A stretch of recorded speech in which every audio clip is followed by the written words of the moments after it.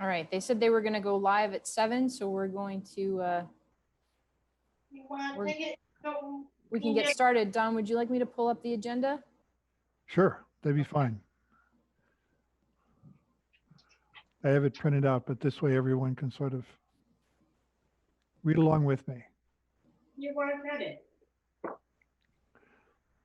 Okay, pursuant to Governor Baker's March 12th, 2020 order suspending certain provisions of the open meeting law, general laws, chapter 30A, section 18, and the governor's March 15th, 2020 order imposing strict limits on the number of people that may gather in one place. Members of the public who wish to watch and listen to the meeting may do so in the following manner. WCTV, Channel 9, Comcast Infinity, Channel 37 on Verizon Fios, and live stream at wctv.org. This meeting of the Wilmington Conservation Commission is being conducted via remote participation.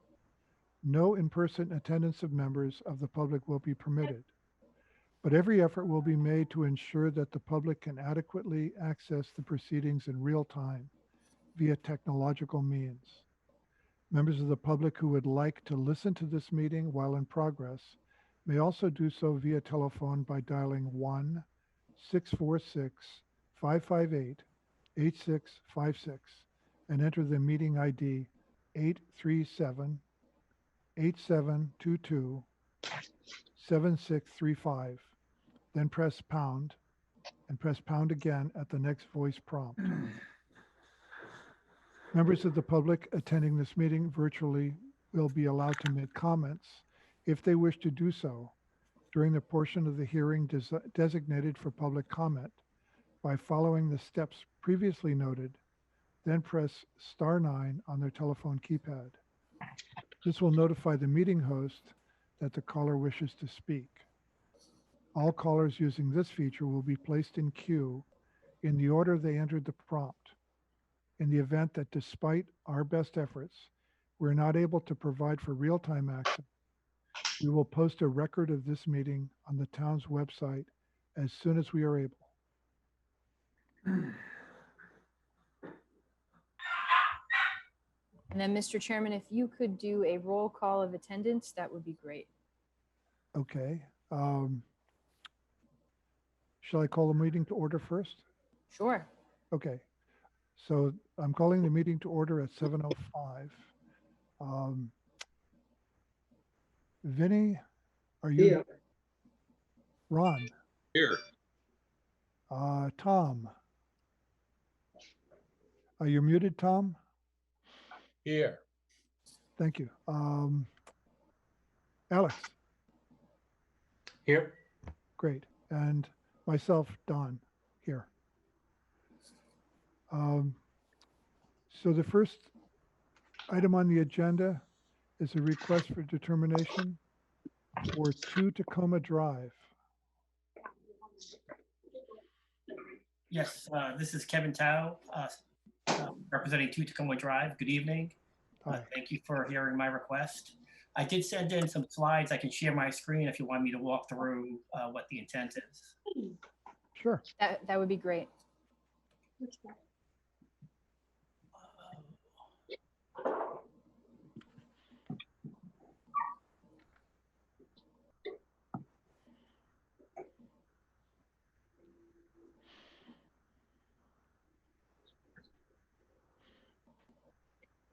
Okay, this is just 4 quick slides. 2 Tacoma Drive is a residential home, and there are 2 trees that I would like to partially remove that are in the buffer area between a wetlands area.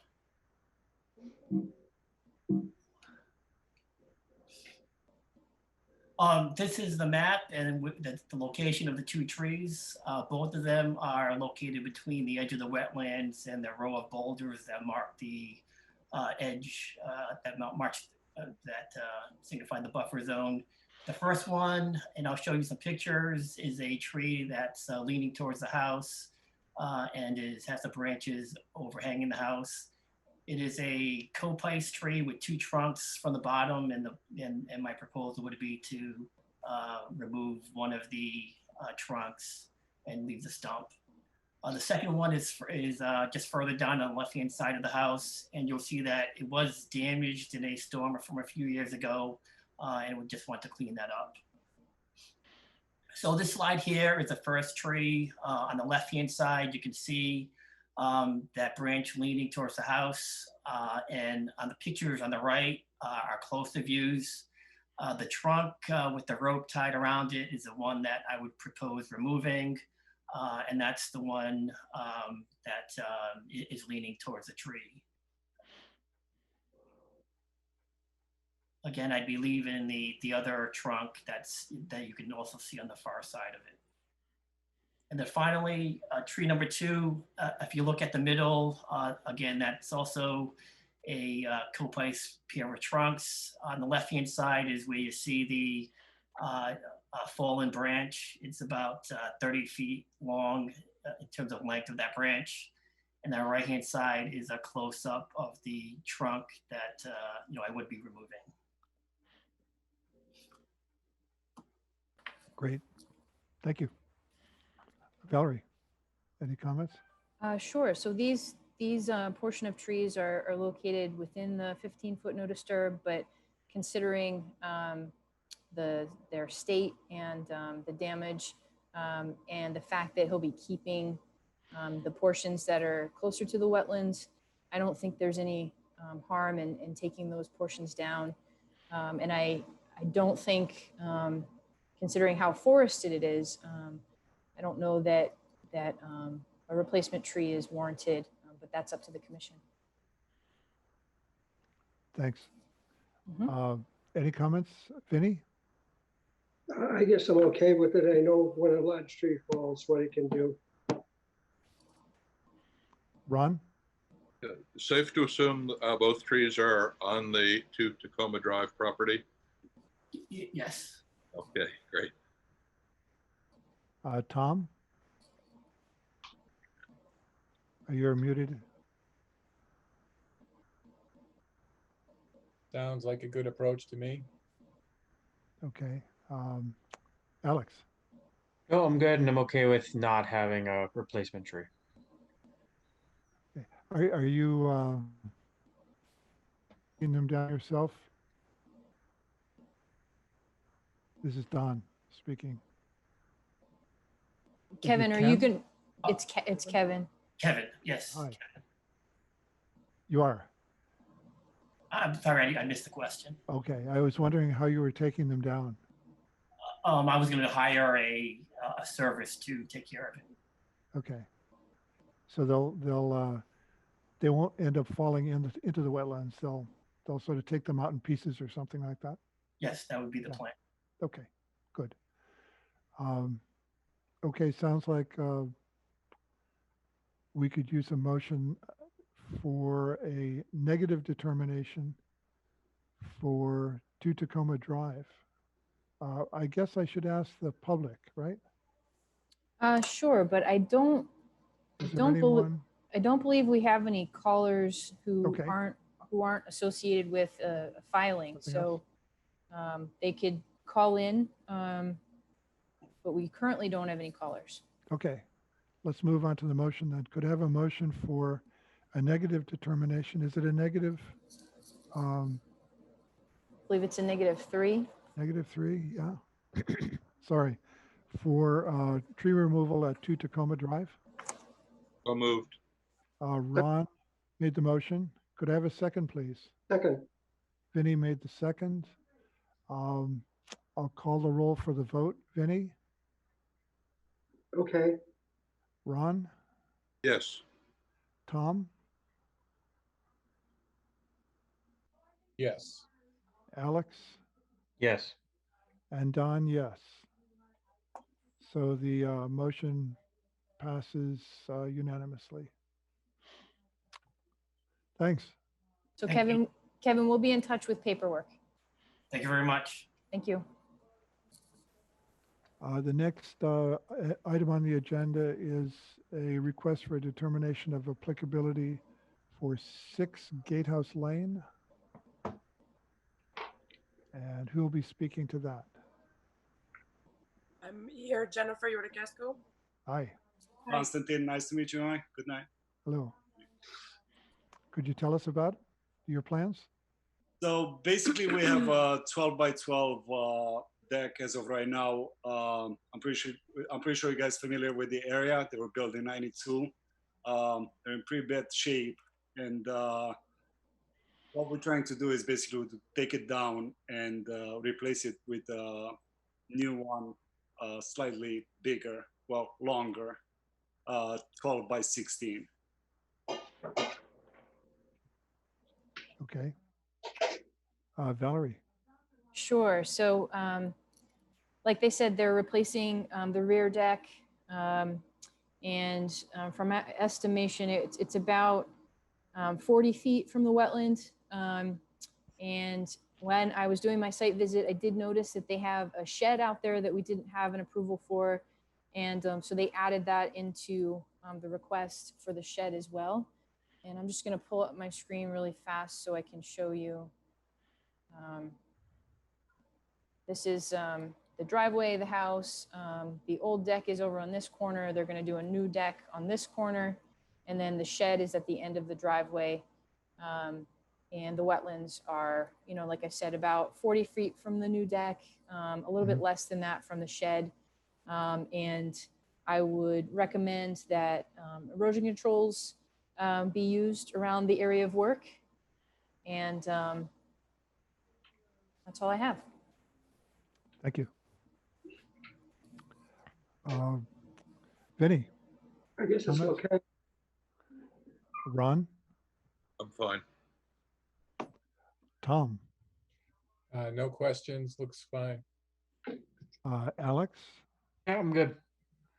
Yes, as well as I am as well, and that's Don speaking. So Val, do we have anyone on the line for public comments? We do not. We have no callers on the line. Okay, so let's move ahead with a motion to issue a -3 again determination for the deck at 6 Gatehouse Lane,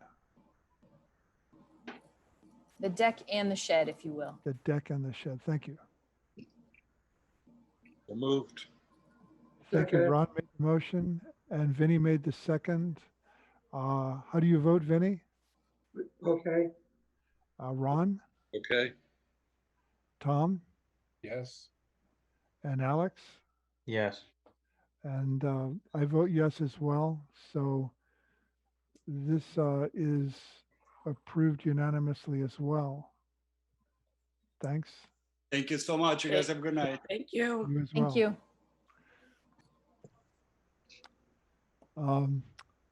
The next item on the agenda is a request for determination of applicability for Burnap Street, map 34, parcel 138. Thank you, Hi, Mr. Paul. Chairman. Hi, how you doing? Thank you, Mr. Chairman and members of the commission. I'm here representing the Department of Public Works for a request for determination of applicability to repair a small section of sidewalk at Silver Lake Beach. I'm going to share my screen if that's okay, Valerie. Sounds good.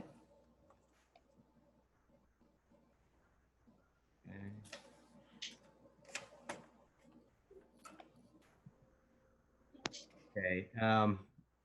The section, if you can see my screen, the section we're focused in on is right here. It is kind of just southerly of the playground equipment out there at on the beach. It's a 6 foot wide section of sidewalk and about 60 feet long. What's happened is it looks like roots have just crossed the sidewalk and it's created a tripping hazard. I can show you a picture. This is what it looks like today. So what we like to do is saw cut on each side of these cracks in the sidewalk and repave or recompact the gravel base and repave that section to avoid the tripping hazard or eliminate it. We did a site survey. We actually had this done for the playground when that was put in a couple years ago. So we had the 100-foot offset already located from the resource area boundary, and we're proposing a silt fence to go around the perimeter of work.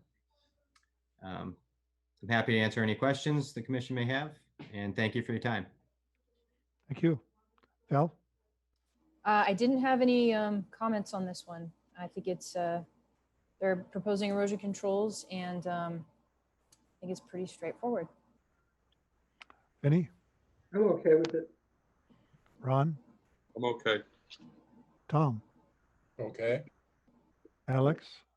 Looks good. Paul, I have a question. Sure. Do the tree roots tend to come back at some point, or do you battle those forever, or do you have a way of sort of keeping them in place? Good question. I would, I'll check in with our tree warden and see if there's something he can propose we can implement there. But you know, I would imagine that after we cut them, I did check in with them to make sure that cutting them wouldn't be detrimental to the health of the tree, and he said they wouldn't. So I'll see if there's any add-ons we can do there to prevent that from happening again. Yeah, I guess it's just a convenience factor more than anything else. Sure. Yeah. Okay. Val, is there anyone wanting to make a public comment? Let's see here. We don't have any callers on the line.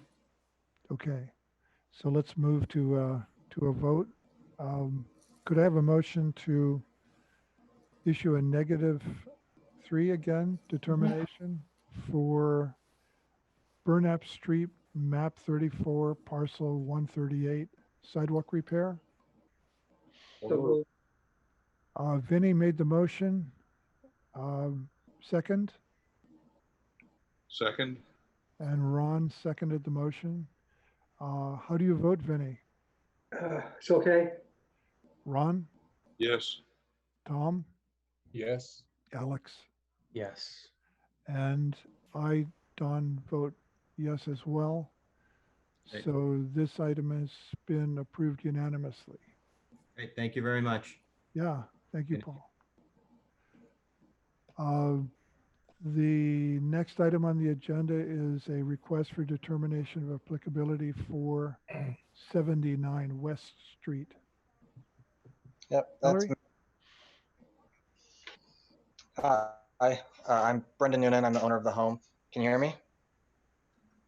We can hear you. Okay. Sure. So we are proposing to replace an existing 14 by 14 foot deck with a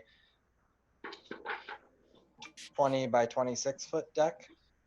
Abutting the southern facing side of the deck, there will be an 8 foot by 8 foot concrete slab that we plan on putting a hot tub on.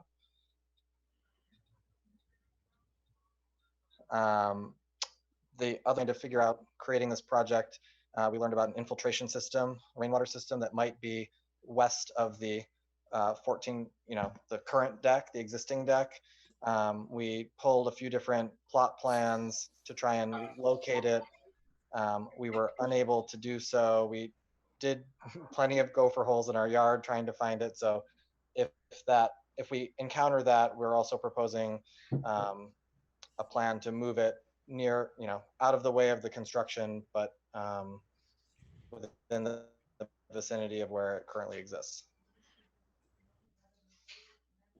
Great, thank you. Valerie, comments? Sure. So you can see the deck here on the plan, 26 by 20, and then the concrete pad 8 by 8. The work is about 50 feet from the wetlands. So the deck would kind of be exempt and the pad would not be. So that's why they've filed for an RDA. And as they said, if they find the infiltration system during this work, they'll move it. And we did get comments from engineering asking them to use erosion controls and also to provide an as-built plan, just because if they do move that infiltration system, everybody's going to want to know where it is. Great, thank you. So I guess my question about that is, how do I create the as-built plan? So you would get a surveyor to come out Right. and locate the Okay. new pad and deck and hopefully the infiltration system if they can find it. Okay, great. Vinny, your comments? I don't have any. Ron? I'm okay with it. I should note, by the way, that Commissioner Laura DeWall joined the meeting at the beginning of this hearing. So Laura, do you have any comments? Let me peer closely at the small screen. I don't think so. It looks, yeah, I think no comments. Okay, Tom? Yeah, looks okay to me. Alex? No, are we voting on a -3 again, or are we conditioning the work with the survey? It's just a negative vote, right? A negative vote, and then we can add those conditions within the negative determination. Got it. Okay. Yep. No, I'm good. I don't have any questions. Okay. On the as-built, could you have the wetland line included? It's not present on this drawing as well. Okay.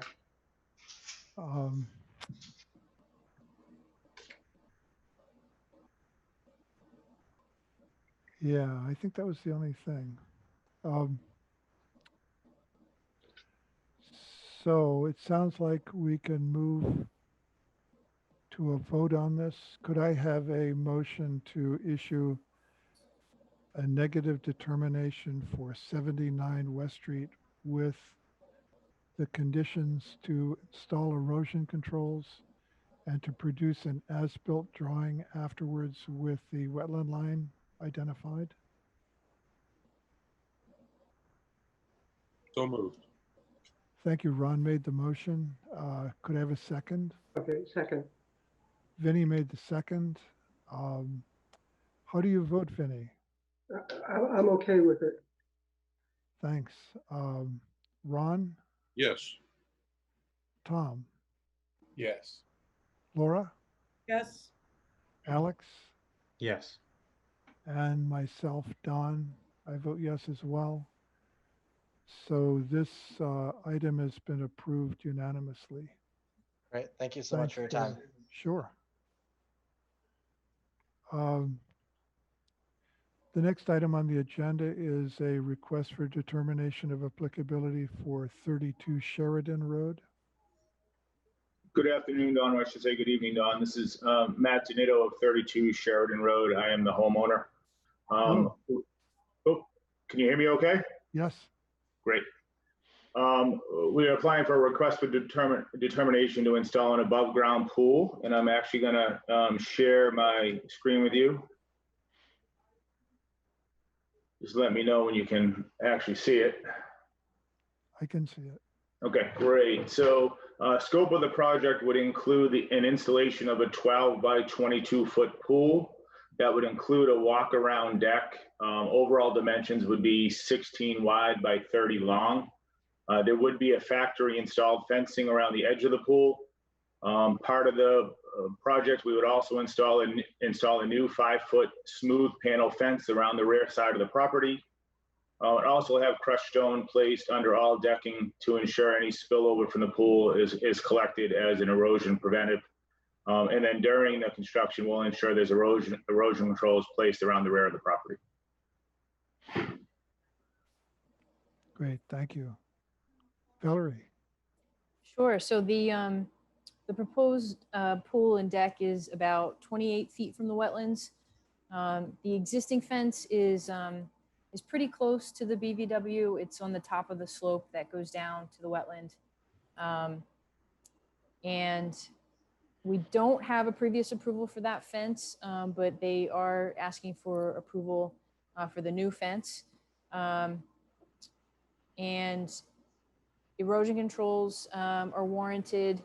And I guess a question about how the pool is drained, if it's drained. Yeah, so the pool we looked at is a pool that doesn't need to be drained at the end of the year. It's lowered 3 to 4 inches underneath the skimmer basket on the side, but it is not a full drain in the winter.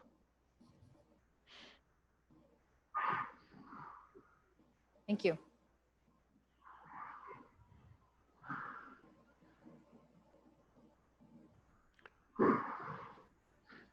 Is that it? That's all I have. Okay. Vinny? Can I ask what kind of filter we're using? What kind of system? Vinny, it would be the standard earth filter for an above ground pool. Or does that mean by sand? Sand in it, like a jacuzzi sand filter? Yeah, it's a sand, it's basically a sand filter that lines the fingers of the filter, and as the water filters through it, it catches any debris. Okay, so how do you backwash it? Where's that backwash going? We would have to collect the backwash, keep it within the crushed zone that would be underneath the side rail so that it wouldn't flow towards the wetlands in the back.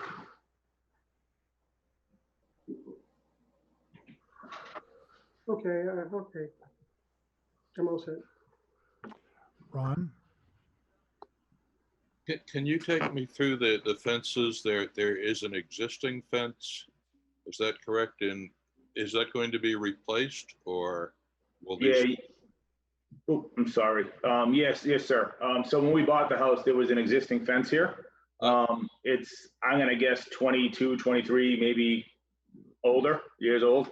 And it's starting to lean and rot out a little bit. So we were going to replace it with a white vinyl fence, smooth panel. And will that be in exactly the same position that the current fence is? Yes, sir. In distance from the wetlands is? Can someone show me on the map where the current? Do you want me to zoom in on the plot plan with that? Please. Does that make it better there if I do that? It does. And I can probably bring it up a little bit. So this is the existing fence. Okay. And it has the approximate wetlands noted as well. Yeah, Ron, the fence is pretty much at the top of the slope that leads down to the wetland. Yep. You know, so, but the inside that fence is all existing lawn. Yep. But I did, if you'll let me, Mr. Chairman, we did receive a couple comments from engineering that I didn't mention and should. One just about erosion controls. The other that the parcel is located in the groundwater protection district. So the impervious area calculation, which they do have that on the plan, but it doesn't include, it does not include, hold on one second. Someone's trying to get into the meeting, so I'm going to let them in. And the impervious area calculation doesn't include the rooftop from the house. So that would need to be added into that calculation to get an accurate percentage. And that may mean that they would need to get a special permit from the Board of Appeals. Valerie, can I comment on that, please? Sure. When we built the addition, we put a stormwater filtration system in, and all our gutters and downspouts are tied into that filtration system. You can see it on the Woburn Street side of our property. It's noted on the plot plan. All our gutters tie in, so the rooftop wouldn't be counted in the impervious. Well, the rooftop would be counted. It's just that you're mitigating for it with the underground infiltrator. So you'll want to talk to the building department about the calculation. If you increase with the pool, increase the impervious with the pool, you'll have to get a new special permit for that. Okay. So hopefully your infiltrator can account for all of the impervious. If you have to add another infiltrator, you would maybe need to come back and just get permission for that. And then the other comment was your existing septic system, if you have one. I do, and it wasn't on the plot plan, but I do have here to share with you our original plan from when we built the addition. And the septic system is actually in the front of the house along Sheridan Road. Great. Okay, great. I can have that added to the plot plan. That's okay, as long as we know it's in the front. I think they wanted to make sure it wasn't in conflict. Valerie, is the decking around the pool the only additional non-pervious? The pool itself is. The pool itself would be Don't count. considered impervious. It would count. Oh, it would count. Yeah. Okay. Yep. They do count pools. Yep. All right. The decking, if it's if water can go through the decking, then it wouldn't count. Okay. So I guess that's something for you, Matt, to describe the decking and give them the dimensions of the pool. Yeah, so the decking, if you think of the rectangle pool, on 3 sides, it's only 2 feet wide. And then on one side, it's 4 feet wide, a little bit large area for sitting. And it's a metal material, but it's not solid. It's actually like a deck slat. So there is room for water to go through it. Okay. And then, Mr. Chairman, I know you haven't gotten through all the members yet, but there is a caller on the line once you get to comments. Okay. Perfect. Thank you.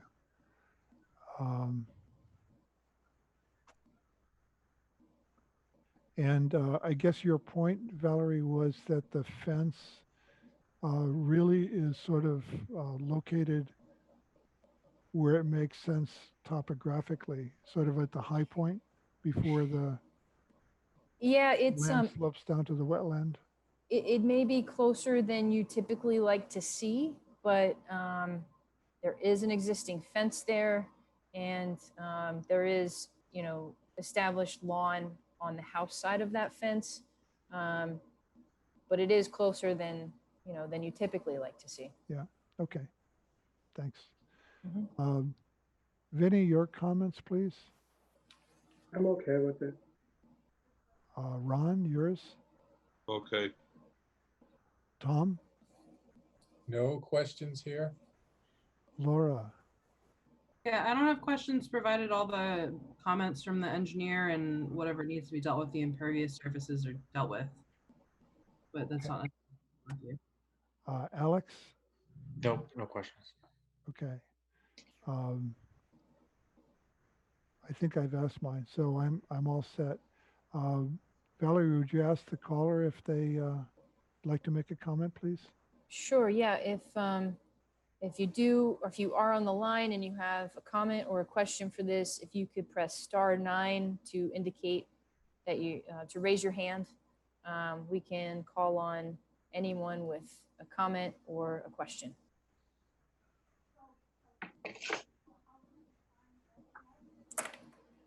And I do not have any hands raised.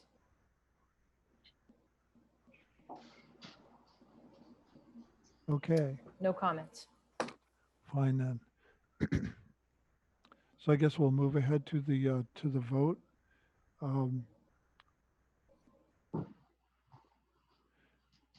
We'd be looking for a motion for a -3 determination for 32 Sheridan. The conditions are to install erosion controls, to check with building department about the impermeable, any additions to the impermeable area, and what have I forgotten? Yeah, with that one, I don't know if you have to, you may not have to condition it. It's just that if they need to make any changes, they would need to come back. To come back around, yeah. Yeah. And then I think the other thing was just the question about the septic system, but that's in the front. The fence is okay. So it's really the erosion controls then. So could I have that motion, please? So moved. Okay, Ron, you've made the motion. A second, please. Second. Where did the second come from? Was it Laura? It was. Okay, great. Vinny, how do you vote? It's okay with me. Ron? Yeah. Tom? Yes. Laura? Yes. Alex? Yes. And myself, Don, I vote yes as well. So this item has been approved unanimously. Thank you. Thank you. Have a good evening. Yeah, good night.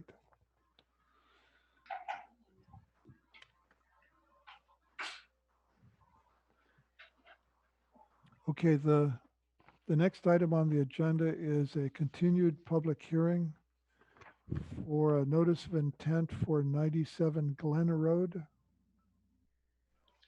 Good evening, Luke Roy, LJR Engineering, on behalf of the applicant, Stephen Wright. I'm just going to share my screen real quick here.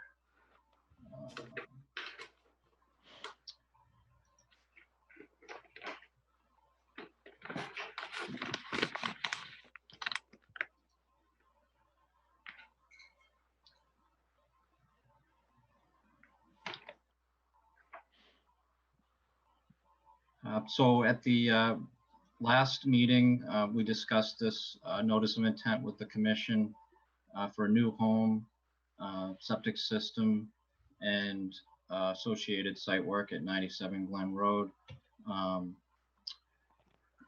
There's a problem here with my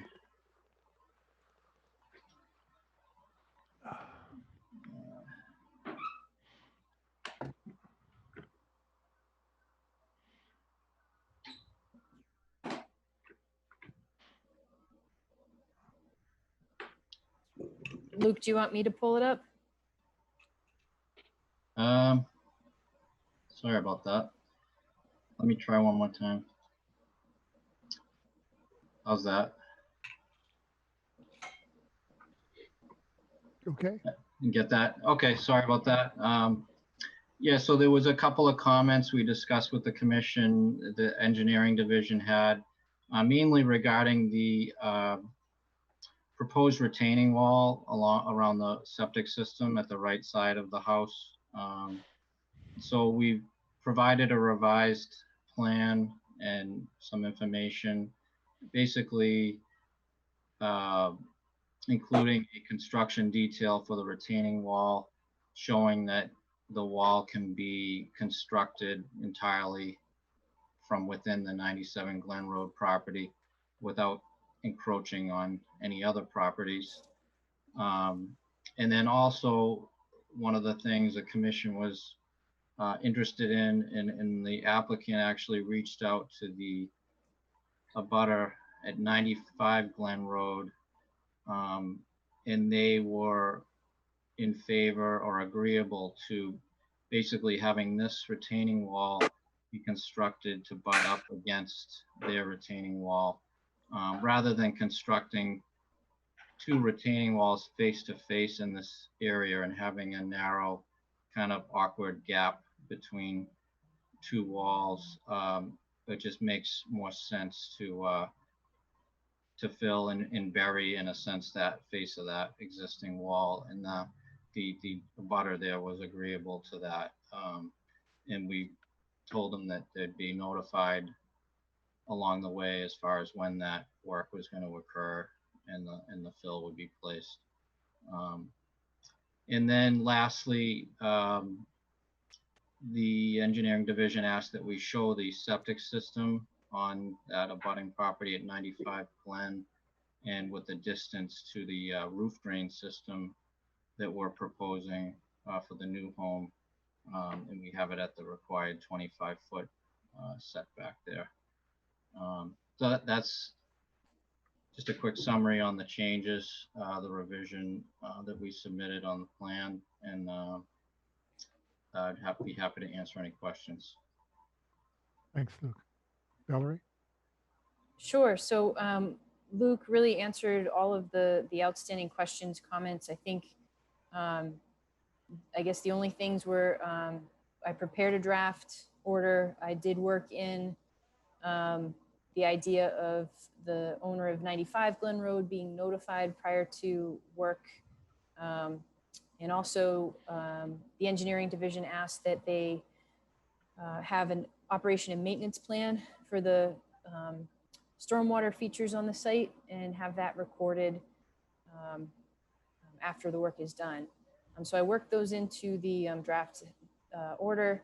I guess the only other thing would be because there's no sort of no disturb zone on this site, I didn't know if you wanted to see demarcation of any kind. They're not close enough to the wetland to typically warrant that demarcation, but I left it in as a placeholder in case you wanted to see something along the property line. Okay, thanks. Mhm.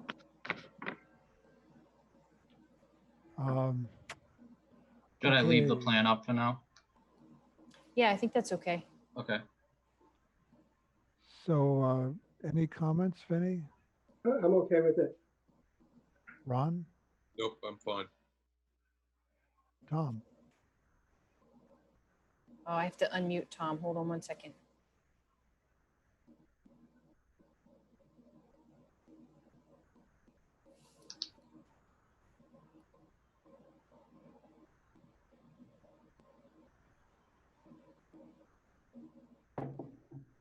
There we go, Tom. Yeah. Yeah, no, looks fine to me. Laura? Yeah, I don't have questions. I think we definitely don't need a demarcation. We're well outside of that area, and it looks like the tree line kind of gives you a natural demarcation. Okay, thank you. Alex? Nope, I agree with Laura. I don't think demarcation is necessary. Valerie, has Luke had a chance to see the order of conditions? And are you okay with it, Luke? If so? I did get that, I believe earlier today and had no problem with that draft Okay. order. Okay. I have no questions or comments. Is there anyone with a hand raised, Valerie? We have a couple callers on the line, but I don't see a hand raised currently, although there is a delay if they're watching on WCTV. So I can talk for just a second and let them know that it's *9 to raise their hand if they have a comment or a question. And so far we have no hands raised. Okay. So let me make a motion then to close the hearing for 97 Glen Road.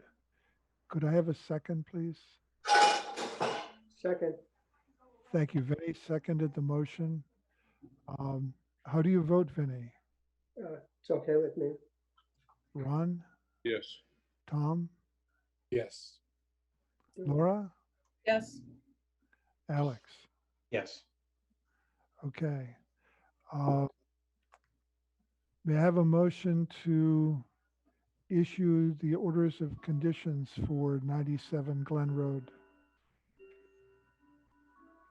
So moved. Second. So Vinny Mr. Sorry?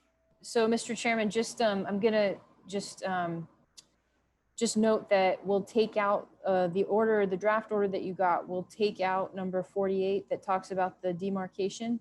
So that would be the only change to the draft. Okay. Thank you. So a motion then to issue the order of conditions with condition number 48 removed. So moved. Thank you, Ron. A second? Second. Seconded by Vinny. How do you vote, Vinny? I'm okay with it. Ron? Yes. Tom? Yes. Laura? Yes. Alex? Yes. I vote yes as well. That's done. So That was voted unanimously. Thank you.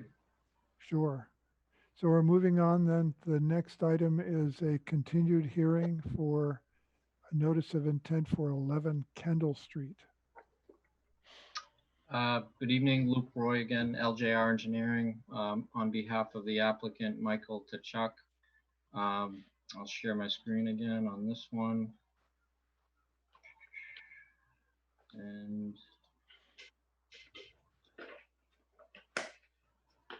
so we discussed this notice of intent for 11 Kendall Street at the last meeting with the commission for a proposed demolition of a existing single-family dwelling, construction of a new dwelling, septic system, and associated site work. There was a couple of comments or questions from the engineering division. One being, as far as, although this complies with the setbacks from the wetlands, why is the position of the house on the lot favoring this wetland side? And as we discussed at the last meeting, mainly because this lot is subdividable as far as another lot to the northerly side. And that's why we were kind of leaving the room for that to be possibly done. And so the other part of the comments that the engineering division had to do with the driveway being really tight to this property line and the grade drop off, and there's a retaining wall that we're proposing along the property line. So when I went over this with the applicant, we elected to propose a different house footprint. You may recall the last plan that we did, I believe the house was like 54 feet maybe wide from left to right, and making the driveway on the right-hand side quite a bit tighter to the property line, and the grading was a little more of a challenge with the retaining wall. So with this revised plan that we've submitted to the commission, we have this narrower house footprint that opens up the left-hand side of that didn't change from the previous plan, but it actually pulled the right-hand side of the house further away from the wetlands, and now being at 65 feet at the closest point. It also allowed us to grade the driveway off better and reduce the height of the retaining wall, where it's not a structural wall, it's 4 feet or less, and along its entire length, and just seemed to be a better fit and a better design for the topography here and the constraints that we were working with. But similar to the last plan, there's no structure proposed encroaching on the no build buffer, and we're otherwise conforming with the setbacks as far as the wetlands go, erosion control and stormwater measures, as we had discussed before. So I'd be happy to answer any other questions that they have. Thanks. Valerie? Sure. All of the town staff comments were addressed, and I prepared a draft for the commission's consideration. It didn't include any special conditions that are out of the ordinary. Have you looked at it, Luke? Are you okay with that? I did see that, and no problem with the draft order. Okay, thank you. Benny? I'm okay with it. Ron? I'm good. Tom? Yes, looks fine, no questions. Laura? No questions. Alex? No, I'm good. Okay, and I have no questions as well. Are there any raised hands, Valerie? We do have a caller on the line, but they have not raised their hand. If they want to, they can press *9 to do so. Has anyone done that so far? The planning board meetings are, Yeah, we do get raised hands, okay. just not tonight so far. Yeah, we're going to celebrate when we get one here. No raised hand. All right, let's move on then to, may I have a motion to close the public hearing for 11 Kendall Street, please? So moved. Vinnie made the motion, second. Second, Ron seconded the motion. How do you vote, Vinnie? I'm okay with it. Ron, yes. Tom, Yes. Laura? I'm sorry, I missed it. Yes. Okay, thanks. Alex? Yes. And I vote yes as well. So may I have a motion to issue the order of conditions for 11 Kendall Street? So moved. Ron made the motion, second. Okay, Vinnie made the second. How do you vote, Vinnie? I'm okay with it. Ron? Yes. Tom? Yes. Laura? Yes. Alex? Yes. And Don, yes. So we have issued the order of conditions unanimously. Thank you. Yeah. Good night, Luke. The next item on the agenda is continued public hearing for Shady Lane Drive, map 79, parcel road, right of way near 15A. And I understand that the applicant is requesting to continue until September 2nd. Yep. September 2nd. So could I have a motion to that effect, please? So moved. Laura Second. made the motion and Vinnie made the second. Vinnie, how do you vote? I'm okay with it. Ron, Yes. Tom, Yes. Laura, Yes. Alex, Yes. and Don votes yes as well. The next item on the agenda is a continued public hearing for the notice of intent for 687 Main Street. And I see that the applicant is requesting a continuation again to September 2nd, Valerie? Yes, that's right. Okay. May I have a motion to that effect, please? So moved. Ron made the motion. A second, please. Second. Laura seconded the motion. How do you vote, Vinnie? Okay, Ron, Yes. Tom, Yes. Laura, Yes. Alex? Yes. Don votes yes as well. The next item on the agenda is a continued public hearing for 100 Eames Street. Good evening, Mr. Chairman. Attorney Robert Peterson for the applicant Garrity Stone. Can you all hear me? Yes. Mr. Chairman, this matter was concluded last night after many months in front of the planning board. Site plan approval was granted by the planning board last evening for this site, as was a stormwater management permit.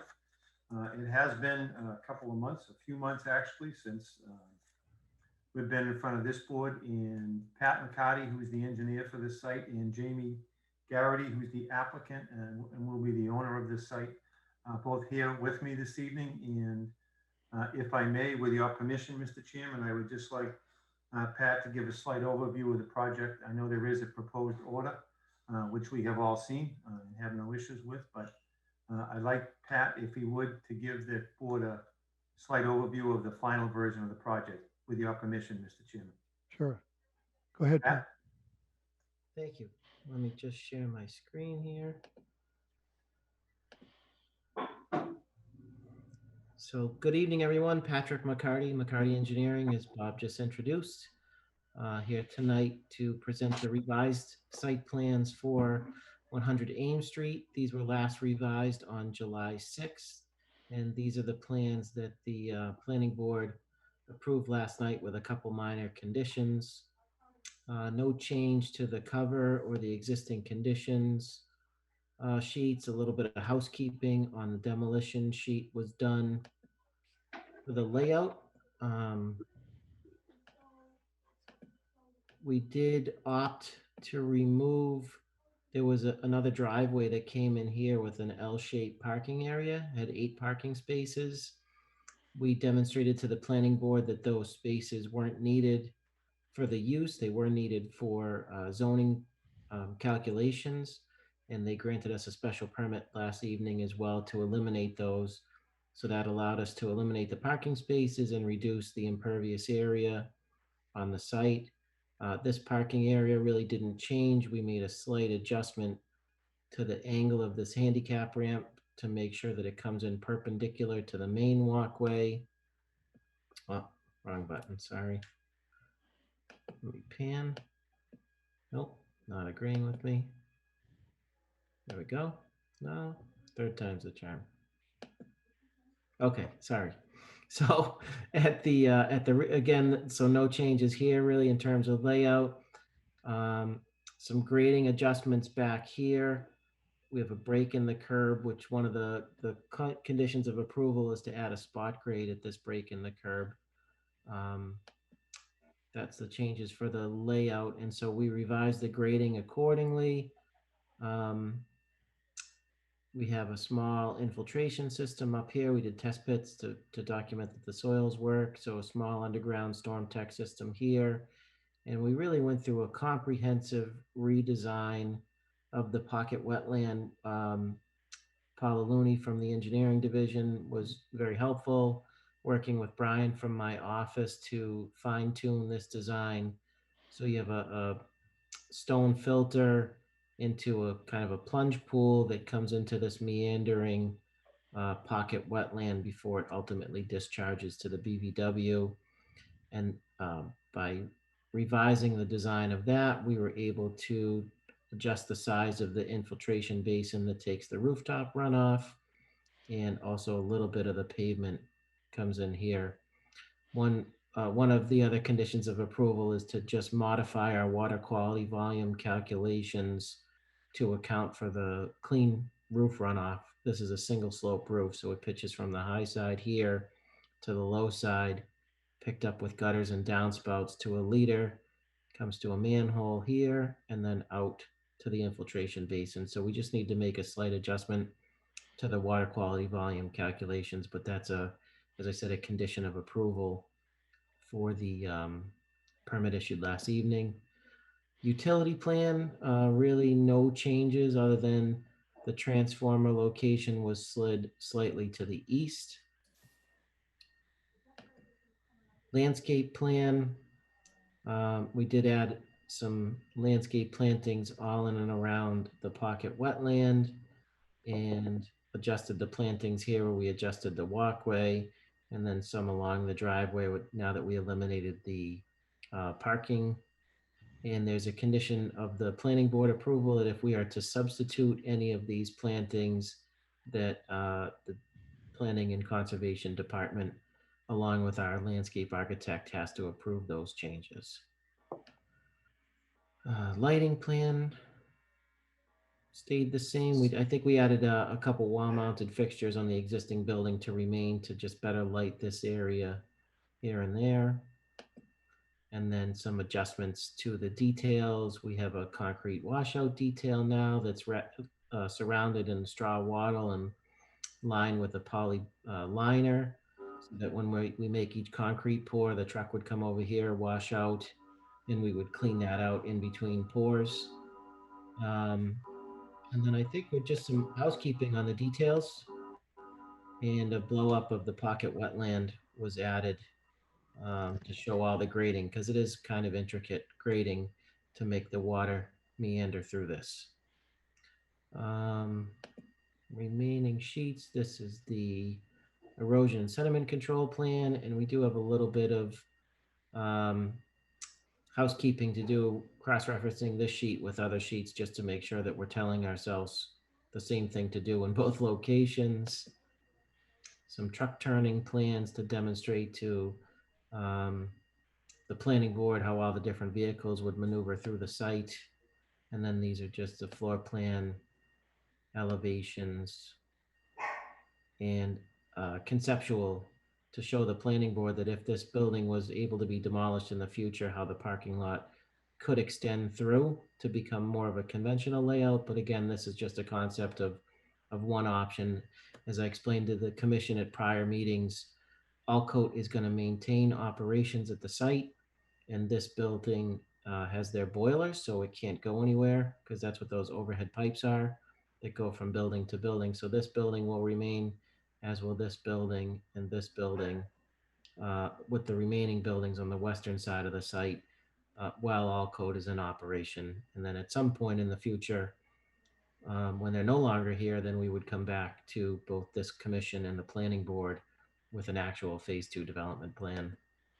And then the last sheet was the storm tech detail sheet that was added for the underground infiltration up at the front of the site. So I will bounce back to the layout plan. And I'm happy to answer any questions. And as Attorney Peterson mentioned, we did have a chance to review the draft decision, and we did not have any comments or concerns with the conditions that were sent to us. Valerie, anything you'd like to say before? No, Patrick covered just about everything. I guess the only other thing that's in the draft order is there's a snow storage area back by the dumpster location that is a little close to the wetlands. So we asked them to relocate that or remove it. Yes. And that's everything else that Patrick covered is included in the draft order of conditions, and we don't have any outstanding comments or questions. Okay. Vinny, I don't have any questions. Ron, No questions, thanks. Tom, No questions here. Laura. Yeah, with the little wetland feeder that was designed, has that been designed and added since the last time it's been in front of this commission? Did we see that before? It was there, but it was not as large and not as detailed. Would you mind flipping over to that page and just zooming in on that? Sure. So this shows the, I don't know why this isn't letting me pan.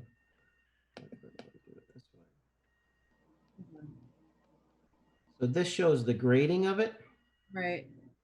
Um, Okay. And then, so you've obviously had someone do the CAD and make sure that the velocity coming out of there is not going to impact the wetland or the volume and variance. Oh yeah, so it comes into you can see it's 82, 81.7, then it drops down to 77, then it spills over and it comes in, and this is all pretty flat in here and kind of meanders, and you have different depths. Paul Aluni and Brian from my office spent a good deal of time going through this and tweaking it, and we actually put a whole tape, because there's a whole section of the stormwater management guidelines that tell you how to design this, and so we put a table together for Paul that showed how we were meeting each of the design points. The changes you've made since you were in front of us last, how does that change the impact of the wetland? Does it change the volume flow and the velocity flow that enter the wetland, or No. Nope. So everything's been fully designed to meet the stormwater management guidelines. The limit of erosion control has stayed the same from plan set to plan set. The one changed on this. And I don't have any. Okay, thank you. Alex? Nope, no questions. Patrick, did you decide to move the snow storage area or remove it? That was a condition of approval that they issued last night. So it's a special permit, so there's a 20-day appeal period. And during that appeal period time, we'll make one final set of plans that addresses all the conditions of approval and give those to Valerie once the 20 days is up so that the planning board can endorse them. So we haven't really thought about it yet. Obviously, it's proposed right here, which was kind of the logical place if you're pushing in, but I understand the concern. So we'll find another space for it. Maybe this is kind of green space over here. So maybe it can be hooked out and brought over here. So we'll look at that before we issue the final set, but it is a condition of the planning board's approval from last evening. Okay, and where you had the 8-car parking lot, is that going to be just gravel now? No, it'll be landscaping in the lawn area. Okay. If I jump to the landscaping plan.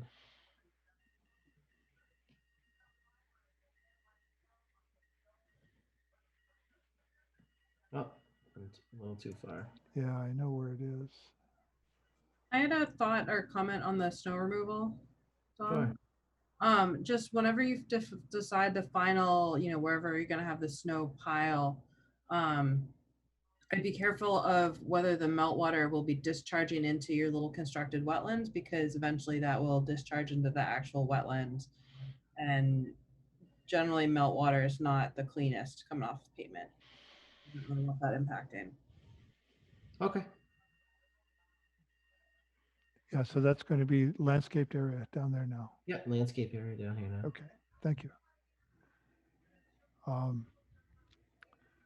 So do we have anyone with a raised hand, Valerie? We have a couple callers, but no raised hands so far. And if they'd like to raise their hand, they can press *9 on their keypad to do so.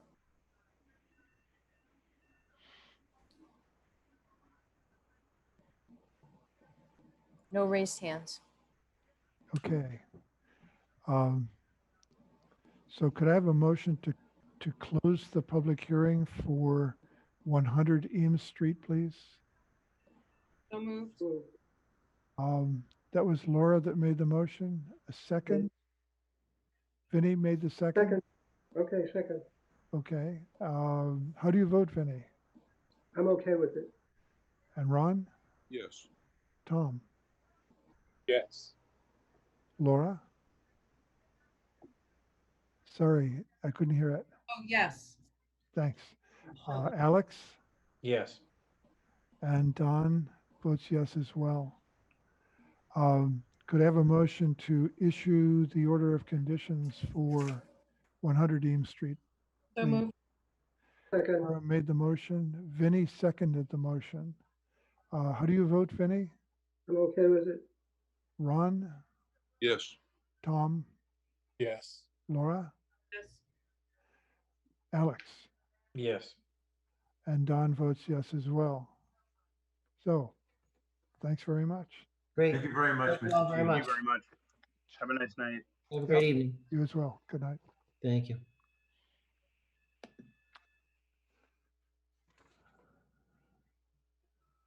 Okay, the next item on the agenda is the notice of intent for 63 Federal Street. Hello. Hello. Hi, this is Joseph Orzel. I'm a wetland scientist with Lucas Environmental. I'm here tonight representing the applicant, Sean DeHart.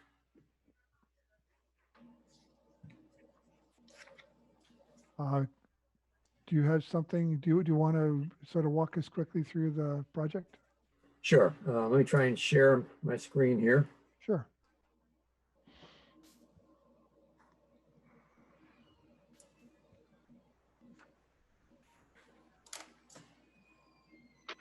Project is located at 63 Federal Street.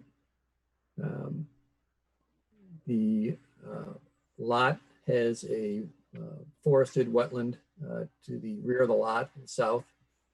And there's also a bordering land subject to flooding along the south end of the lot, also at elevation 80. The site was delineated back in June. You can see the dark line here is actually the flood line, the 100-year flood zone, and the wetland flags are shown along this area right here. What's being proposed is demolishing an existing deck.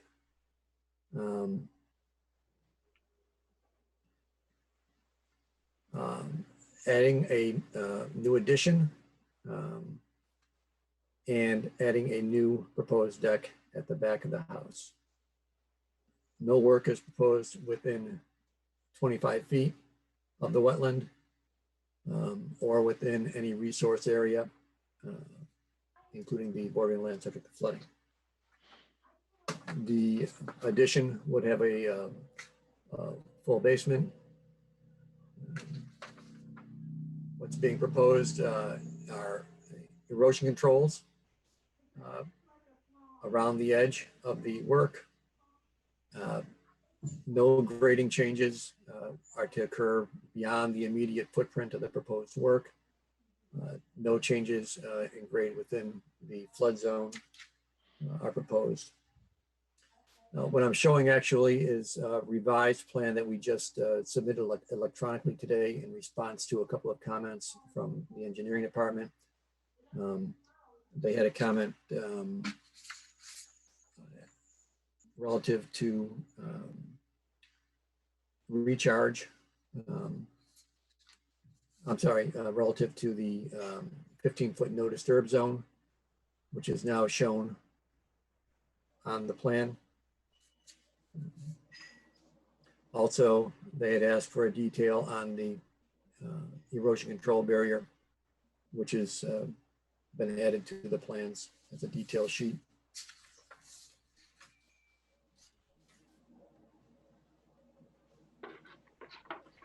Some comments were received from the commission after a site walk, and a response was sent regarding those.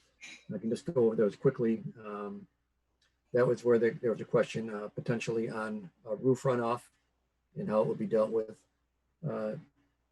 This is a single family house project, so it is not subject to the Mass stormwater management standards. However, the applicant has been considering using rain barrels for some time, and he is certainly agreeable to using rain barrels to collect roof runoff. There was also a comment about yard waste within the edge of within the wetland. And I did observe when I was at the site, grass clippings and some branch trimmings that were within the edge of the wetland. Those would certainly, I would think, should come out of the wetland. The shed on the property, there was a question on that, which is there's no permit for that.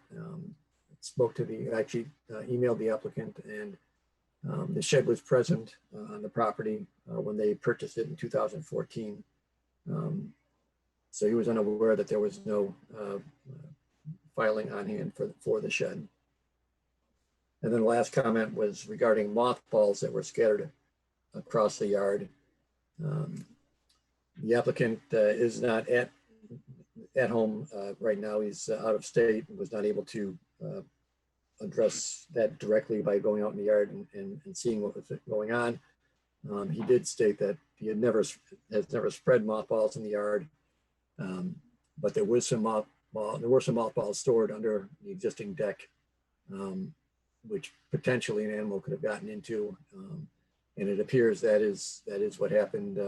The applicant's father-in-law went out to the site a couple of days later, did see that the mothballs were scattered around and was going to clean those up. So I assume at this point that those have been picked up.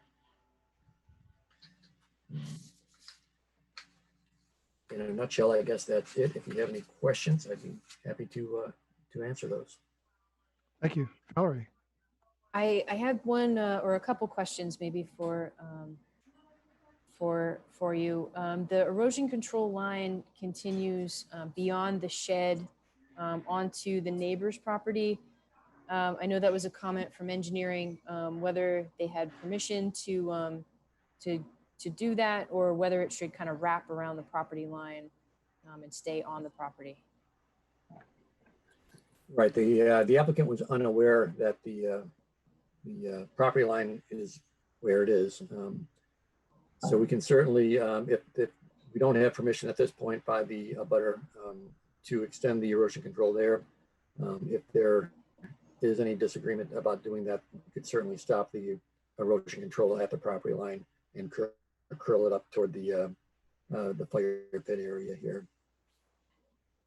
And then, you know, on that area where your cursor is, that outline, I was out there and I can't remember what that outline is. I think that I believe is the fire pit area. Okay. Okay. Yeah.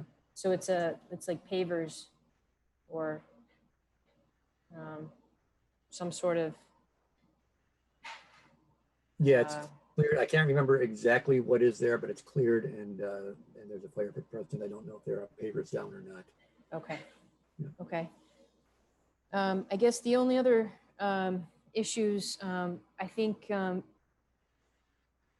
Joe covered all of the issues. I guess the one thing to discuss is whether the commission wants to require demarcation along the 15-foot no disturb, since there has been dumping of yard waste, and whether you want to require the establishment of a compost area.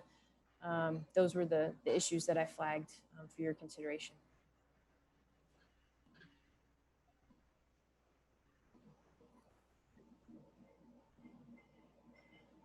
Tyler, I think Dawn needs unmuting. Oh. 1 second. There you go, Dawn. Thanks, Valerie. Okay. Comments, Vinny? Oh, Ron? Does Ron need unmuted too? Yeah, just thinking about the rain barrel as opposed to an infiltration system.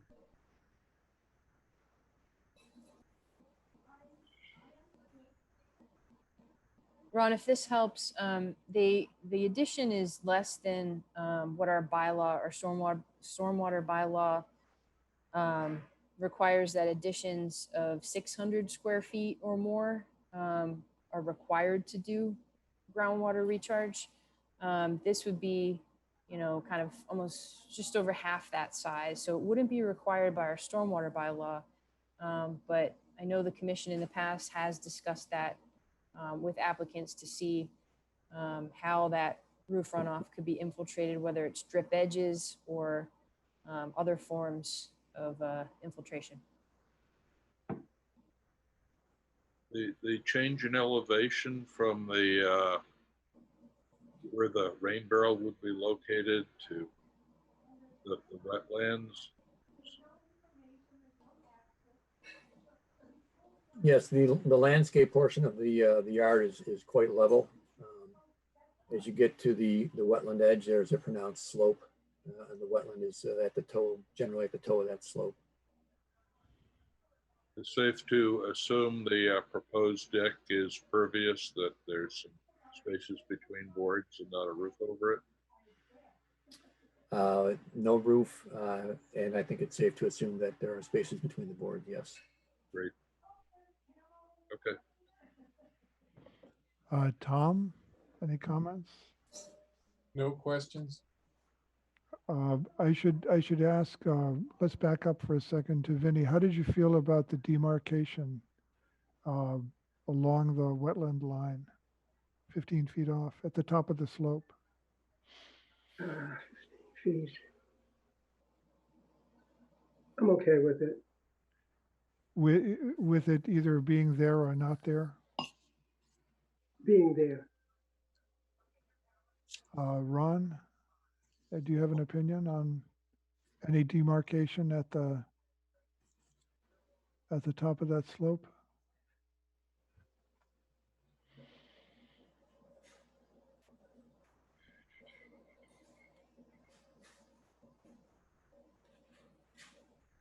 Where there's a history of the dumping of the lawn clippings, I'd feel better with the demarcation there, yes.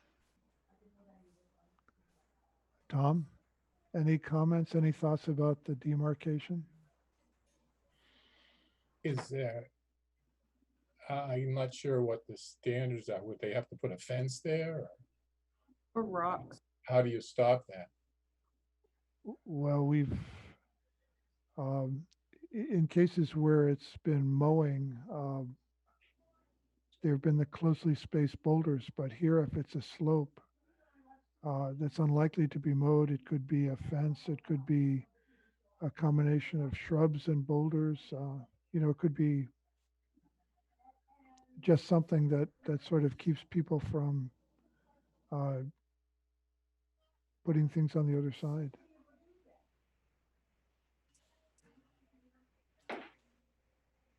I missed that. My screen froze.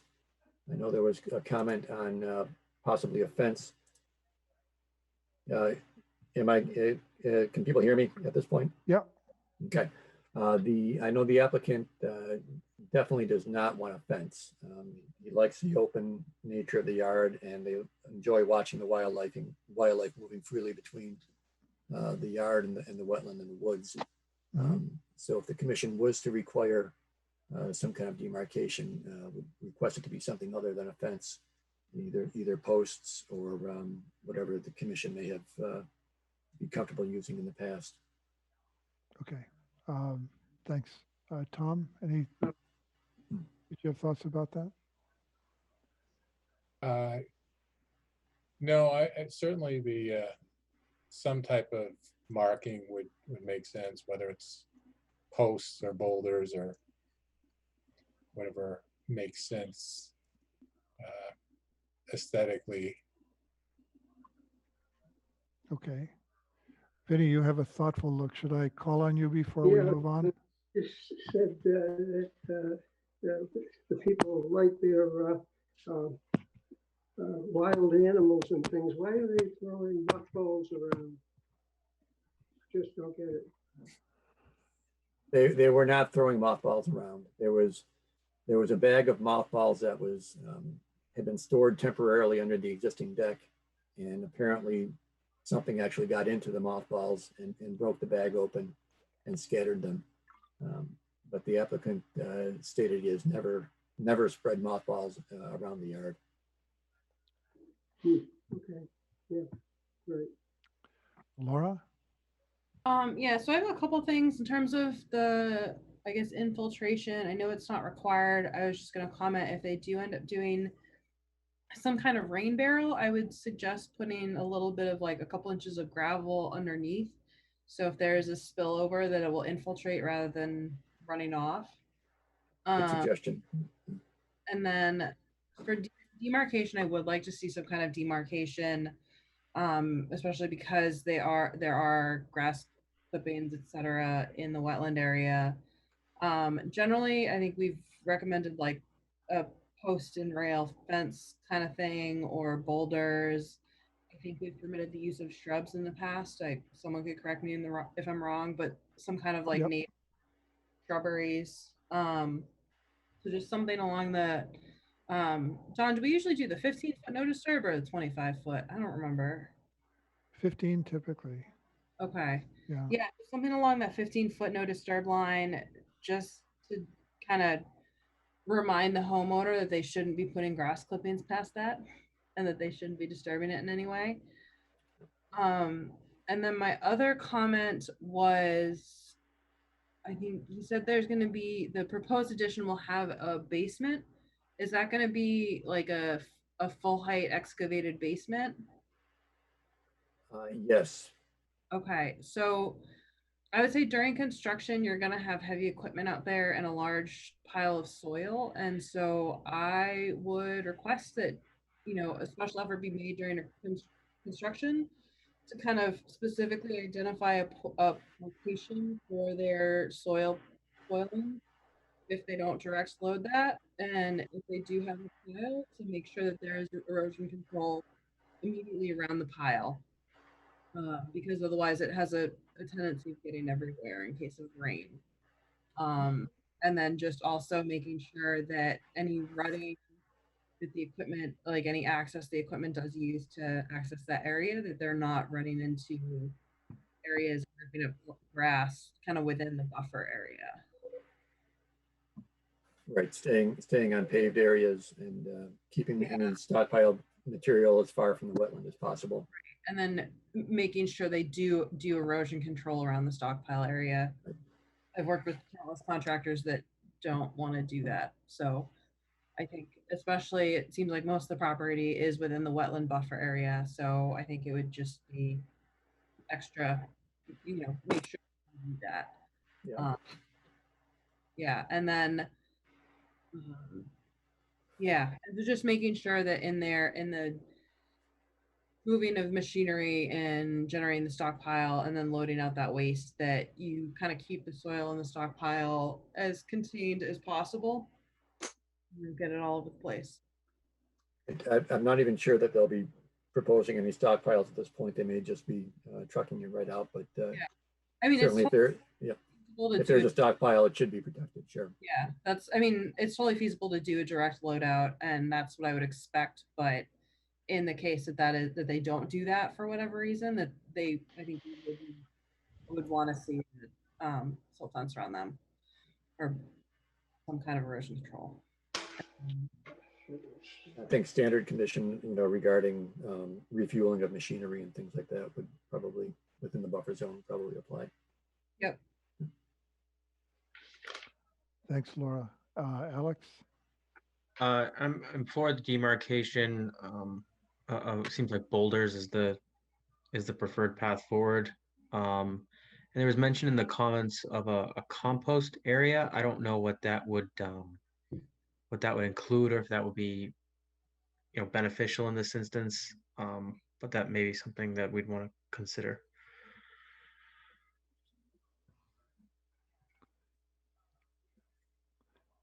Is that something that the applicant would consider? I know the applicant stated that he has a compost area near the shed. Okay. And also, I believe it was on this side of the house, the east side of the house. I had to double check what that was, but there are some compost areas. Certainly, those are outside the 25-foot no build and outside the 15-foot no disturb. So I don't know if the commission wants to have a condition that any compost area needs to be a certain distance from the edge of the wetland. I think that's appropriate. No, I'd say if it were 25 feet or more, that would be fine. But I guess in that there are established areas, it's more a matter of protocol, discipline, just using them rather than having some of the stuff dumped over into the wetlands. Yep. So I guess the question also would be so if it's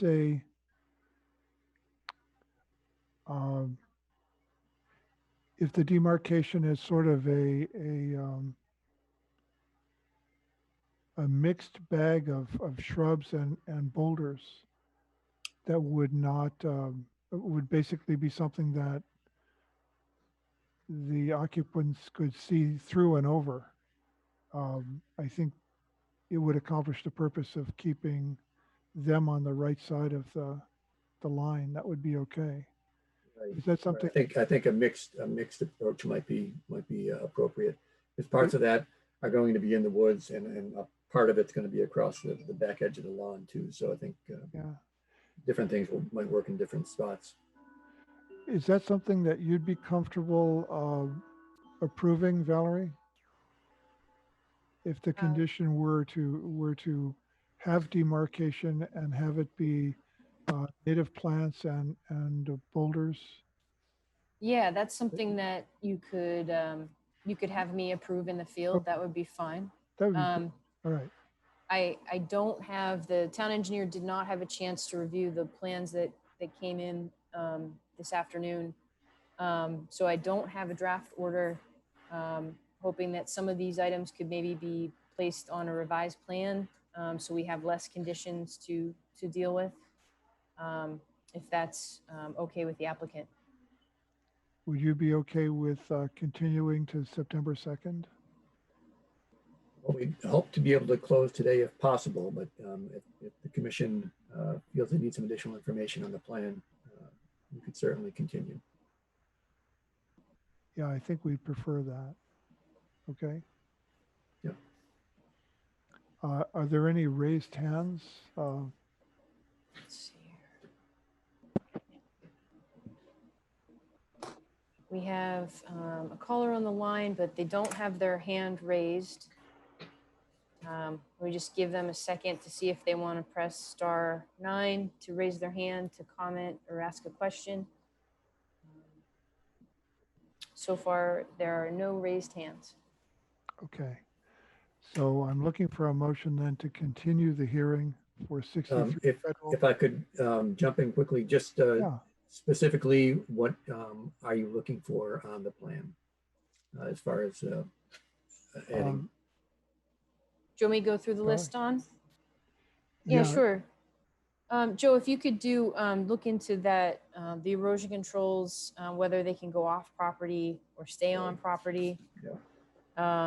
There was maybe a little bit more detail with the rain barrels, maybe a location.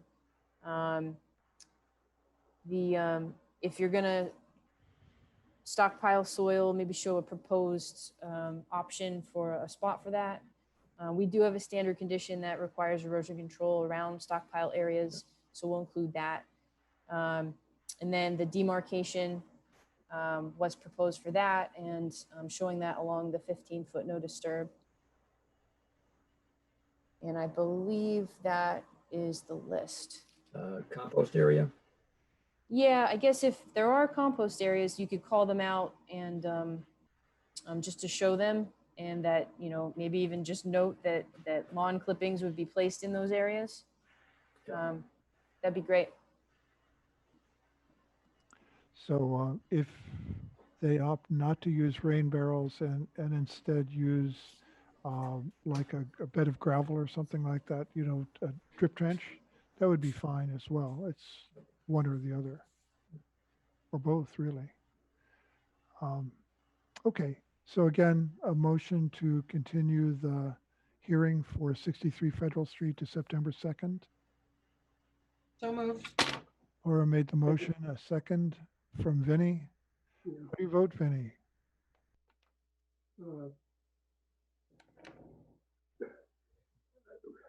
How do I vote? Yes.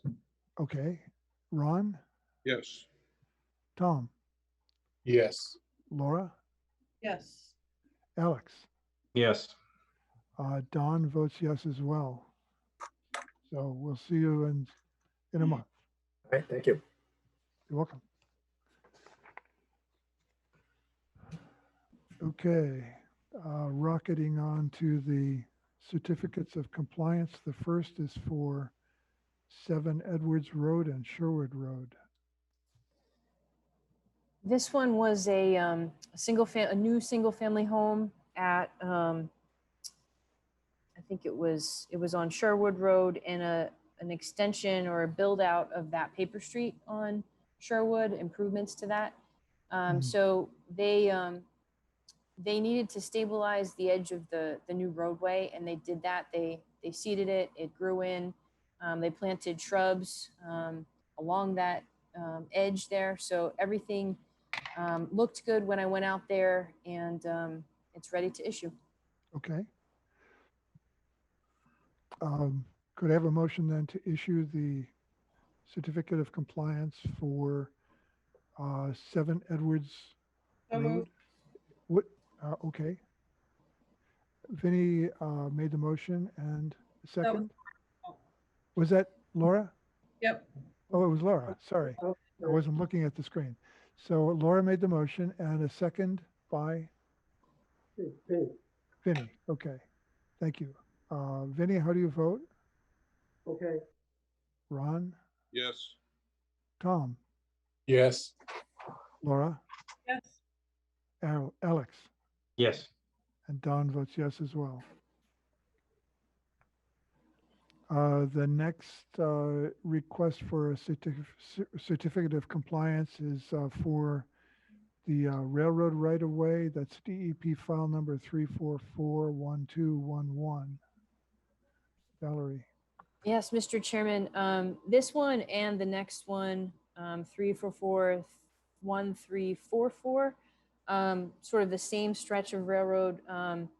The 1344, all of the requirements for that one have been met, and that's ready to issue. There's a little bit more to talk about with the 1 to 11. The applicant did provide, there was a monitoring report that we needed, and we did do a site visit a couple of weeks ago, or maybe it was even last week. Time Hey flies. guys, I'm on the call right now. Hang on, Clary. You'll get your Maybe. turn. So we did do a site visit. Those areas did look really good. So they actually wrote up the report and submitted that to us today. And I did take a look at it. I guess the only issue that we saw out there was that there is a little bit of Japanese knotweed in one of the replication areas. So I know Sam Moffett is here from TRC, and I believe he's going to be requesting that if they can remove that knotweed within the next, by the end of August, they will do that. They need to get time to get out onto the railroad or the right-of-way safely to do that work. Other than that, everything did look good out there, and those areas were thriving. Just that one spot where there is knotweed. So again, you said that 1344 is ready to issue. Yes. Yep. And 1211 is contingent on the removal of some knotweed. Yeah, and would be yeah. ready to issue in September if that were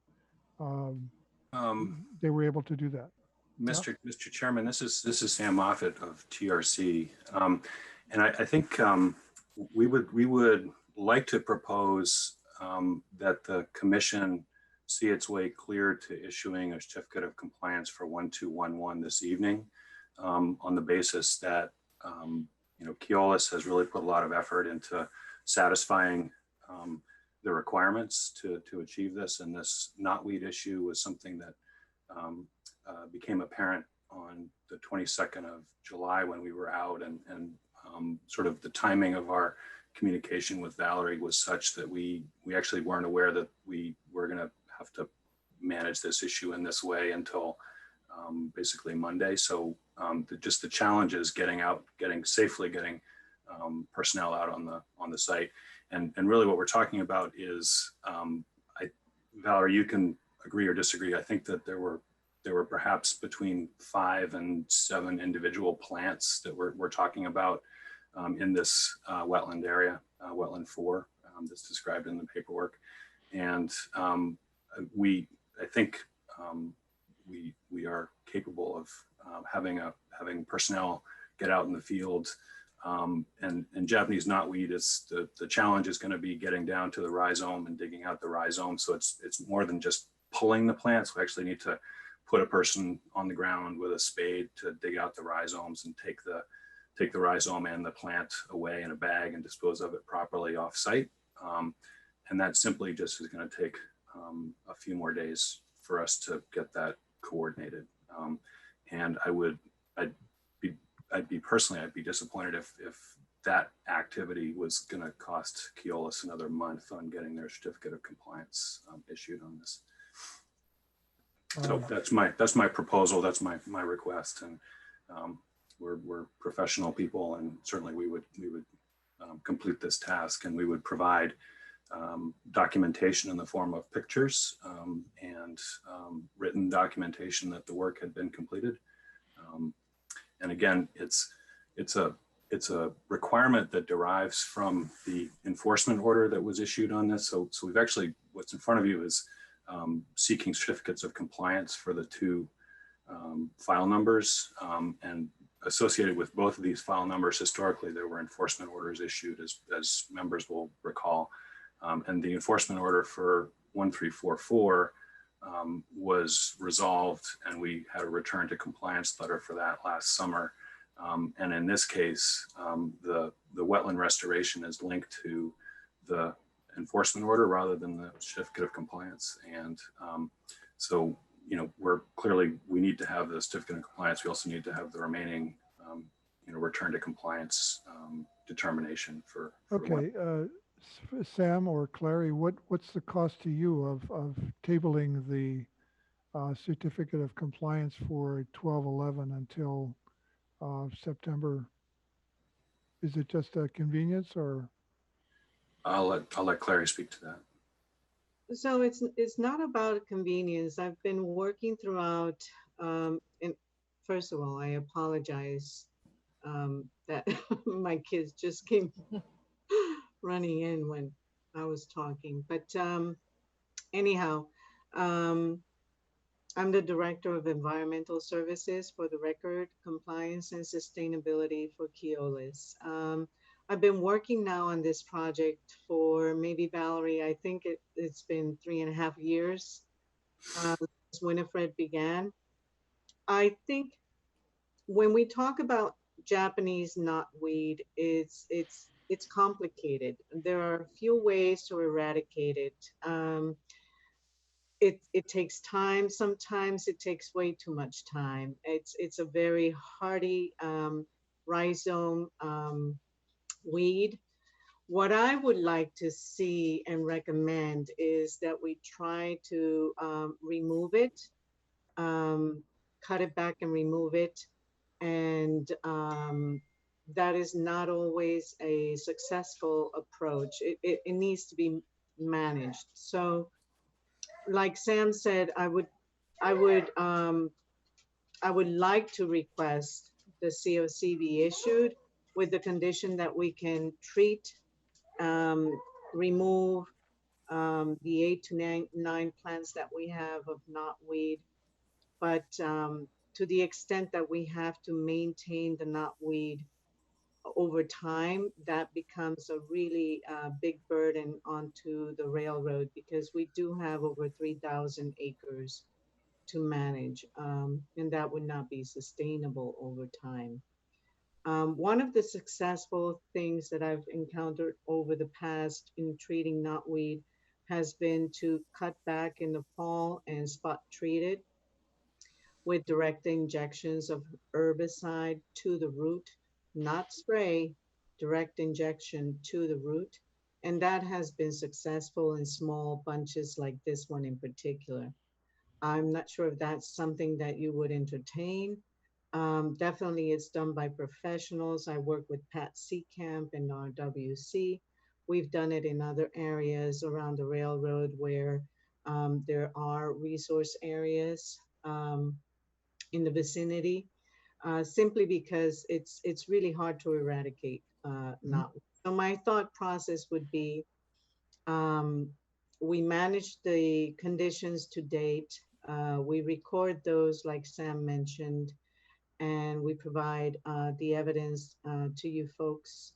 I definitely, it's been 3.5 years. I definitely wish that things would have been easier. I think the project itself has been completed in a very thoughtful and a resourceful manner. So I think we're in good shape as of now. So I'm looking for your feedback, and we should just try and see if we can come to an agreement on how to treat it best way possible. Okay, thank you very much. So we're I guess in agreement that we can issue for 1344 tonight. And I guess I'd appreciate your opinions on would be what to do about the certificate for 1211, which involves the removal of knotweed. And I guess I hear you when you say, long-term, guarantees that there won't be knotweed are probably pretty unrealistic, but to get rid of what is there now and obviously growing is a more limited proposition. So how do you feel about the certificate for 1211, Vinny, vis-a-vis the knotweed? Reluctant and saying okay on it.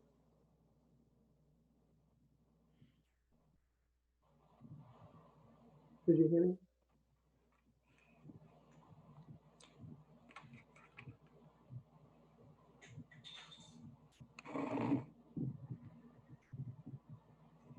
Valerie took off.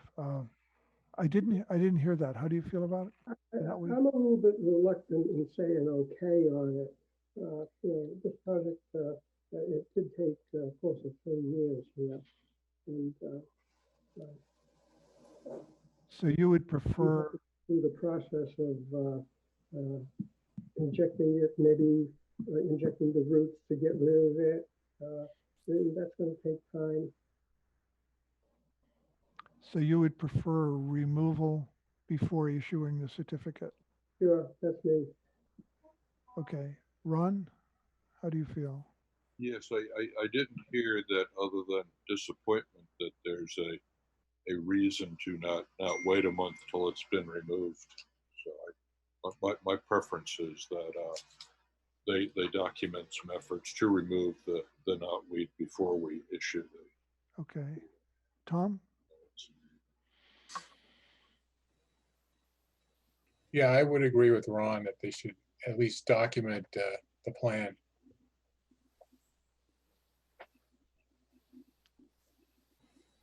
Laura? So before that, I actually have a question. I don't know if there's a conflict of interest here. I used to work with Clary, so I don't know if I can make a decision on this or not. He was like, I don't know how many years ago, 7. So Valerie, do you have any? You don't have a financial interest in No. any of it, so you should be fine. Okay, all right. I want to clarify that before I made anything. So then, yeah, I know how annoying it is to get big weeds out because that's been my backyard for the last 5 years. So I can definitely understand the level of effort for management required, and that, we could delay a month on closure and they would still be there even if, they had people out there every single day trying to dig that crap out. So ideally it would be gone magically, but I also know it's the level of stubbornness of knotweed and other things like that. So I think I would tend to agree to issue the certificate of compliance and then have them maybe as I don't know if we can do a condition on that. I don't remember. No, but just ask them to follow up with us and show that they are making an effort to remove that and manage it. Okay. Alex, how do you feel? I'm for requiring the removal before issuing the certificate. Okay, that's sort of where I'm coming from as well. Yeah.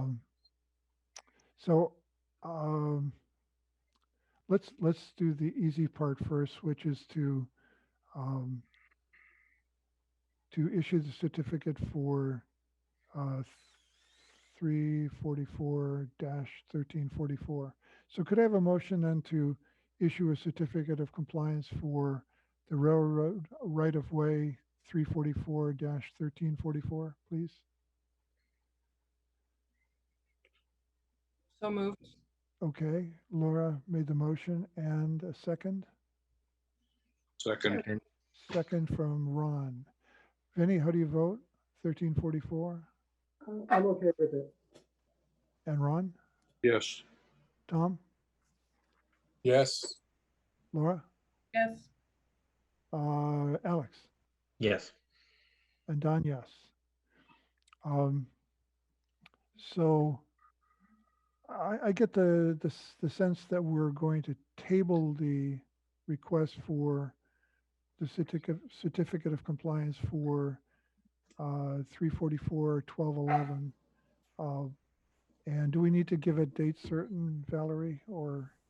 Yeah, we can table it to the September 2nd meeting. Okay, so let's do that then. A motion to table the certificate of compliance for 1211 till the September 2nd meeting.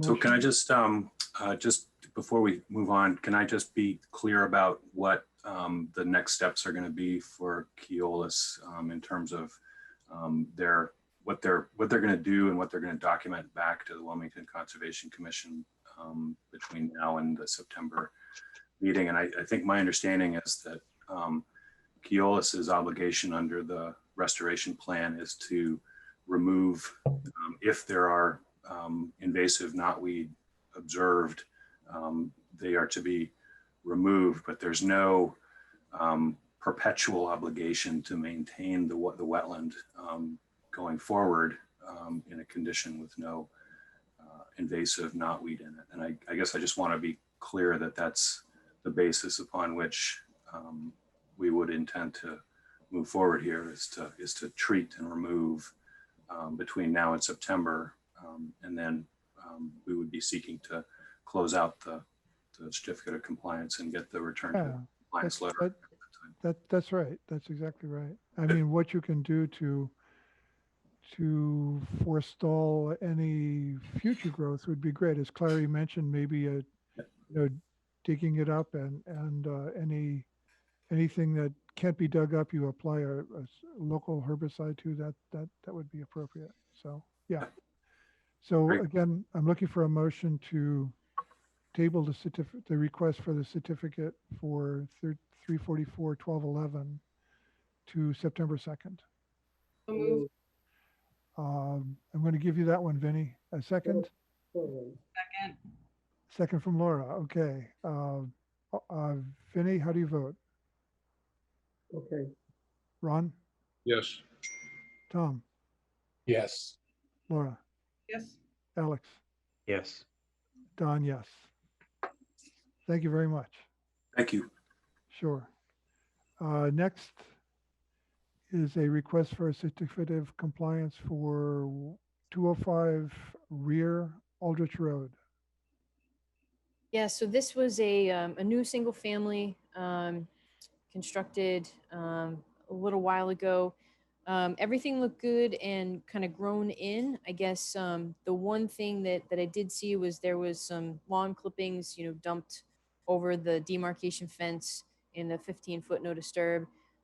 There was not a compost area installed when I was out there.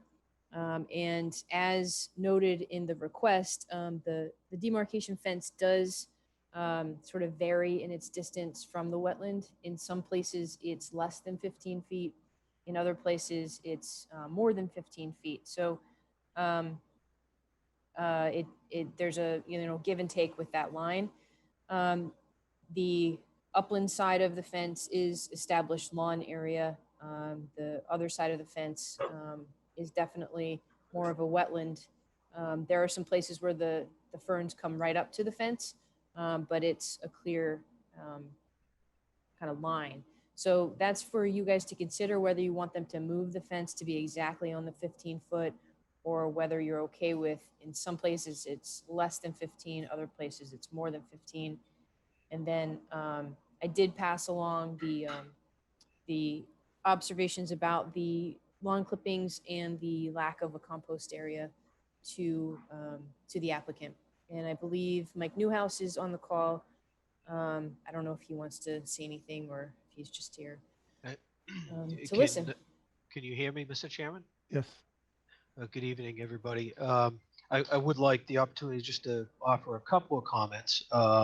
First of all, I appreciate Valerie reaching out last week with her observations. I did not get a chance until yesterday to reach out to the property owner. Just for the record, Mr. Chairman, I represent the applicant who developed the property and conveyed the property to the current owner. So I was able to reach him yesterday, and I can, I guess, best describe him as a zealous custodian of the wetlands and the wildlife. He was quick to acknowledge that he would take care of that encroachment. And he was also quick to emphasize that he uses entirely all organic yard treatments with absolutely no chemicals. And he sounded like a sincere advocate to me. That said, I did expect to offer a couple comments in terms of the fence, and I think that Valerie summarized it thoroughly. The one point that I would add is that, for what it's worth to the commission, in terms of the variation of the fence and the distance, as imprecisely as it may have been installed, I think it does serve as an adequate demarcation. And the amount of area which is now on the wetland side of the demarcation fence, based on those imprecise locations, is actually greater than the square footage of that no disturb area on the plan, which ended up on the yard side. So I think at least in terms of square footage, that imprecise installation at least had a lucky upside. So having said that, I'm happy to answer whatever questions there might be. In terms of a compost area, I did forward Valerie's email, which pointed that out. I forwarded that to the owner. He is in receipt of that. Again, in fairness to him, I only got it to him yesterday, but I'll be shocked if he doesn't address that within days, not weeks, based on my conversation. Okay, yeah, thanks. I do remember seeing on the plan that they did sort of net, I forget what it was, 300 square feet or something like that, more wetland than upland as a result of the fence sort of meandering along. So how do you folks feel about leaving the fence pretty much where it is and let nature take its course over time? That's really the, are we to presume that he's going to establish a compost area then? I think that's a fair presumption. You can be assured that Okay. he'll be clear on his obligation to do that. Okay. Vinny, how do you feel about the fence then? Can you get a little bit more? How much of a difference is the fence like give and take? I mean, as I look at it, and I don't, it's hard for me to scale it. You know, there are. How many feet like plus and minus of where it should be? So the delta is about 275 feet. Don had said around 300, and I think that's accurate. It's more precisely about 275 feet. The two numbers are 810 square feet and 535 square feet. That's not what I'm asking. Okay. I'm asking where it's into the wetland area and where it's not into the wetland area. Okay. So to my understanding, it's encroaches on the wetland area. It appears to me on the plan to be 3 different locations. The encroachment appears to leave a a distance between the fence and the delineation flag by at least several feet, but I can't scale that. I don't know if Valerie can any better. Several feet, like it's just like you say, it's a give and take. It's how much of a give and take.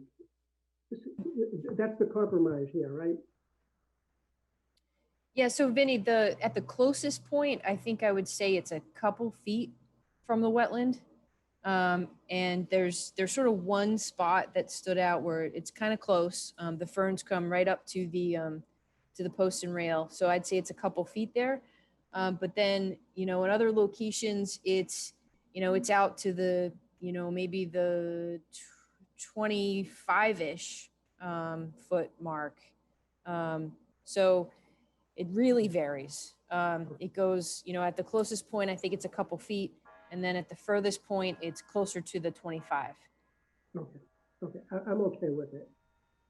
Okay. I'd say most of the way, they weren't too far off for most of it. How about you, Ron? Is there an apparent reason for coming that close to the wetlands, topography, or avoiding trees or boulders or something? In this case, I know that does happen. In this case, I think it was just a disconnect with the fence installer. I do understand that there are minor variations here or there, and typically this particular builder would have the entire fence line staked. I'm not sure what happened in this case. I also am a little surprised in those couple of areas that Valerie mentioned. I'm a little surprised myself that the installer was that far off, but I guess that happens. Is there an opportunity to have the installer move the fence at no charge to the property owner? It would not, put it this way, the developer wouldn't charge the property owner to move the fence. There would not be an opportunity, I believe, for the developer to have it moved at no cost.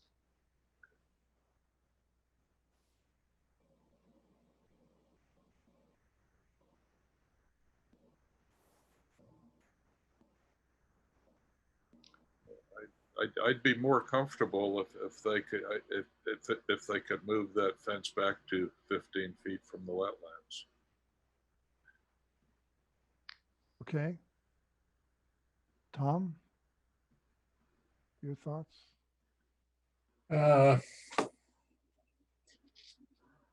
Not really sure what the right approach is on this one. May I offer a comment, Mr. Chairman? Can we wait till we poll all the commissioners? Certainly, certainly. Yeah. You can be undecided, Tom, that's okay. Or we can circle back to you. Okay, yeah, go ahead. Laura, do you have a thought right now? Or Yeah, so looking at the drawing, it looks like I'm kind of like for the areas where the fence is further away from the 15-foot zone, I would say if it does get moved, that's on the homeowners to decide if they want the more space, as long as it doesn't go past the 15-foot. But it looks like there's 3 areas where the fence does come in within the no disturb zone significantly. There's one that it looks like it's almost at the wetland boundary, or 2 locations actually. And I mean, yeah, if anything, I would want to see the fence at least in those 3 locations. There's one that it's like 125 square feet are within the no disturb. Another's 105, another's 243 square feet within the no disturb zone. And so, especially considering that there have been like lawn clippings and stuff, I would prefer to see the fence moved to reflect that area, at least in those 3 locations. And again, I mean, where the fence is kind of in favor of the wetlands, I wouldn't say that needs to be moved. And I think in terms of whether the homeowner or the developer wants that little bit more space on their property, provided it doesn't go past that 15-foot no disturb line. So yeah, that's my requirement. At least those 3 areas, the fence gets adjusted to where it was supposed to be. Alex? Yeah, I mean, provided there's no cost to the landowner on moving the fence and correcting it and requiring the developer to do the job correctly. I think that's a good idea. And then are we able to require the compost addition as a requirement? Is that something that can be included as well? Yeah, Seems like it's not a opposition by the landowner. Yeah, the compost area was shown on the approved plan. So it was a missing piece okay. that wasn't out there. Okay, good. Okay, yeah. So I still support that. I favor the idea Laura brought up, which is correcting the obviously intrusive fence posts. And if there's 3 of them, that's something that I think that is sort of limited in scope and could probably be done with be done with a post and rail fence, without a lot of difficulty. I could be wrong, but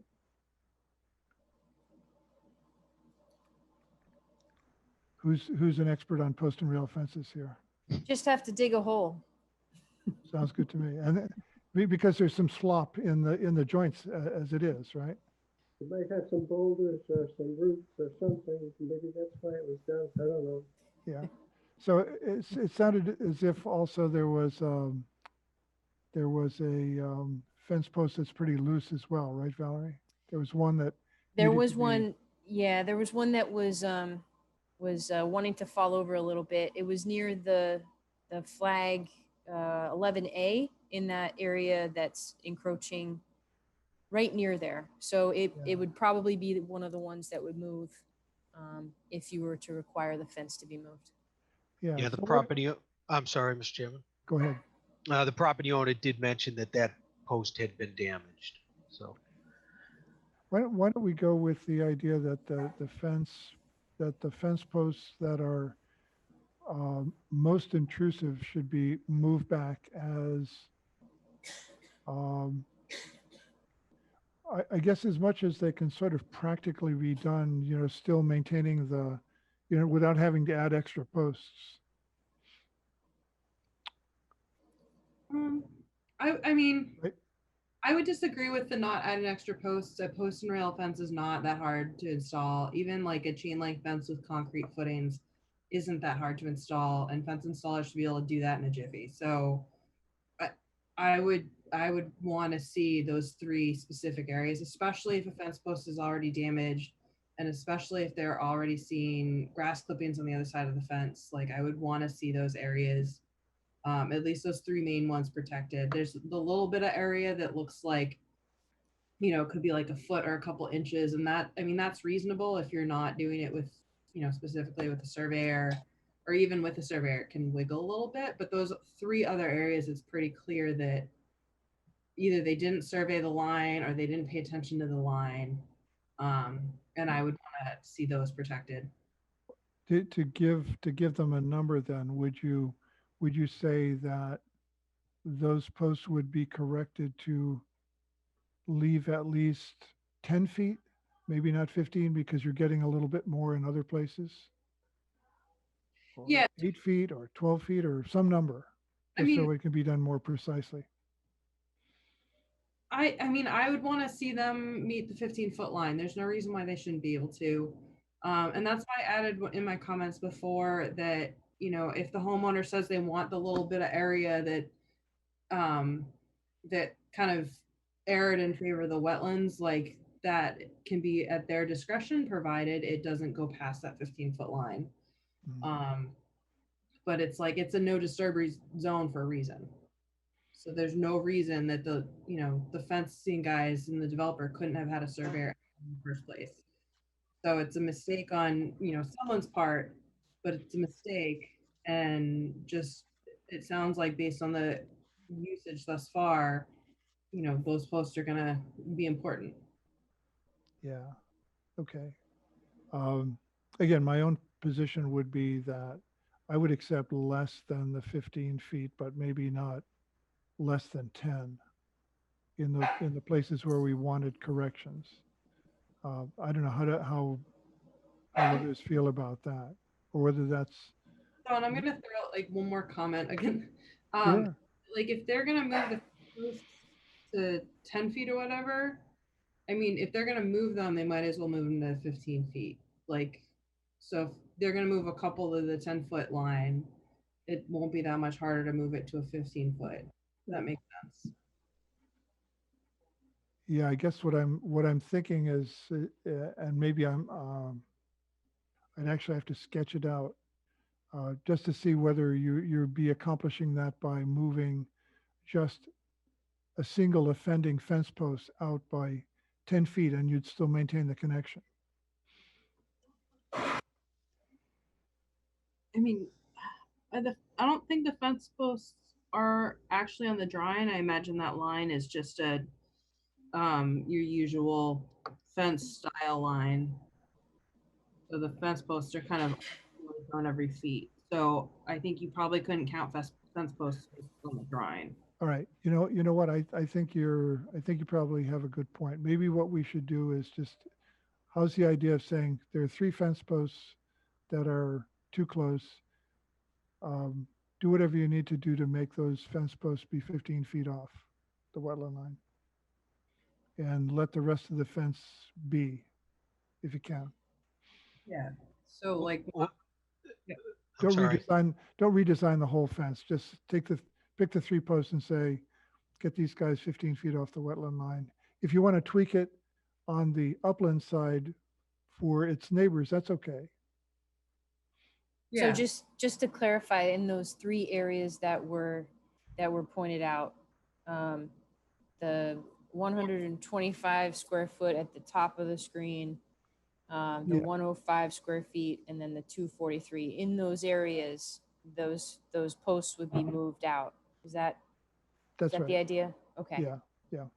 And then the rest can be left as is unless Yeah. the homeowner wants to move it to the 15-foot. Right. If there's another one that's 12 feet off the line, that's okay. Not okay, but okay. Mr. Chairman, I guess I'm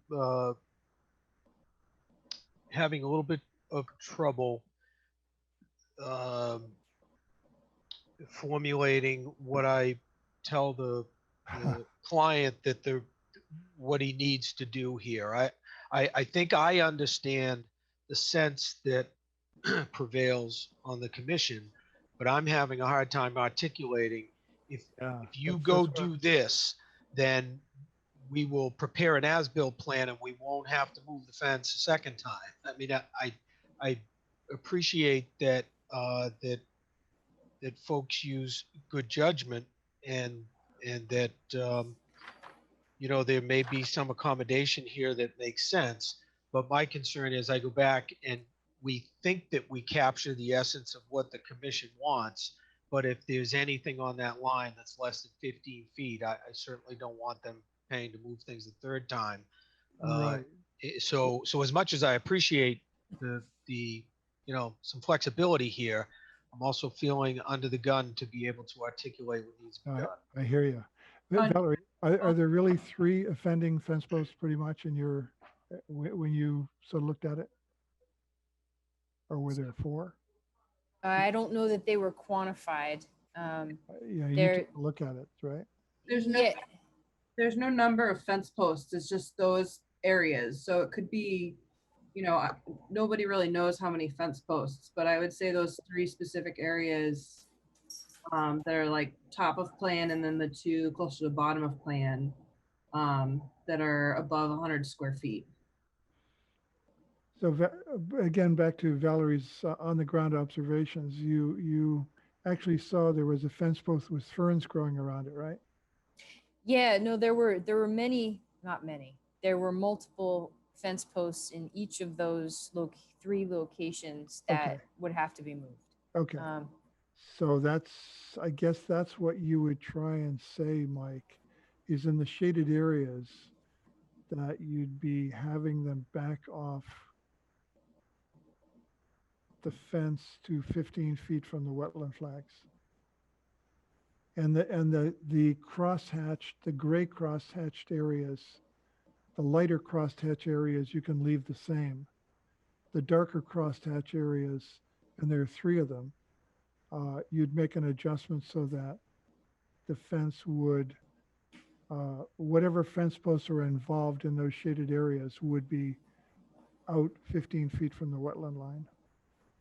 Okay, I think that I understand the point that you just made, Mr. Chairman. If I could refer to the plan and make sure I have it right. There's towards the top of the plan, which would be the east, near the paper street shown as Medford Ave. Yeah. There is a section of fence that is 100.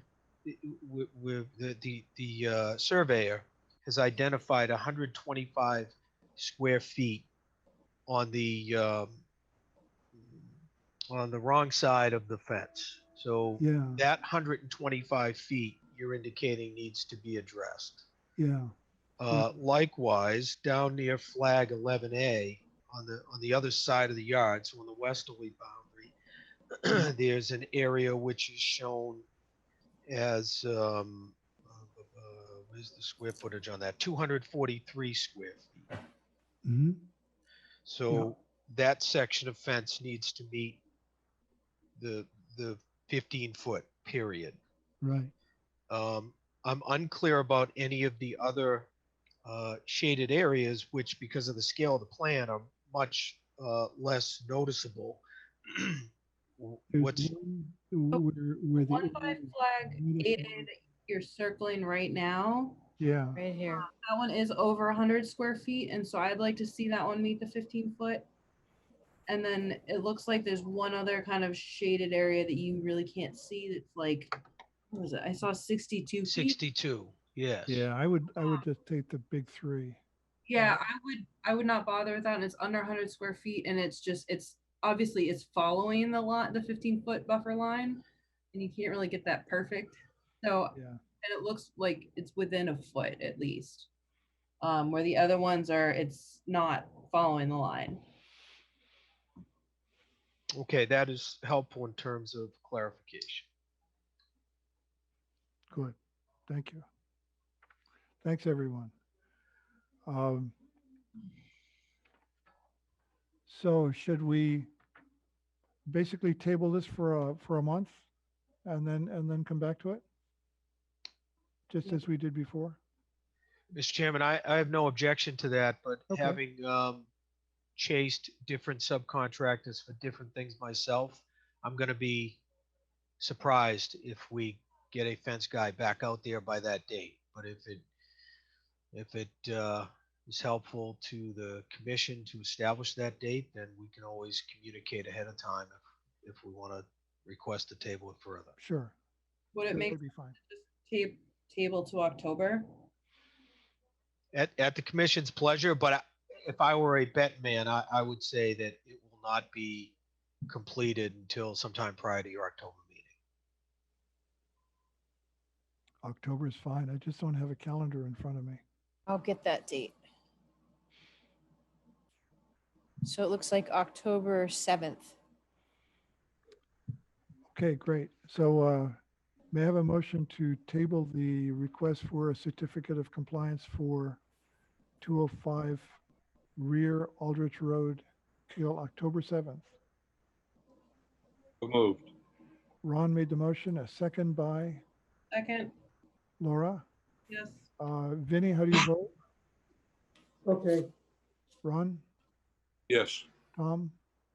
Yes. Laura? Yes. Alex? Yes. Don, yes. So that's unanimous. Thank you, Mike. All right, thank you, folks. Sure. The next item on the agenda is a request for a certificate of compliance for 30 Green Meadow Drive.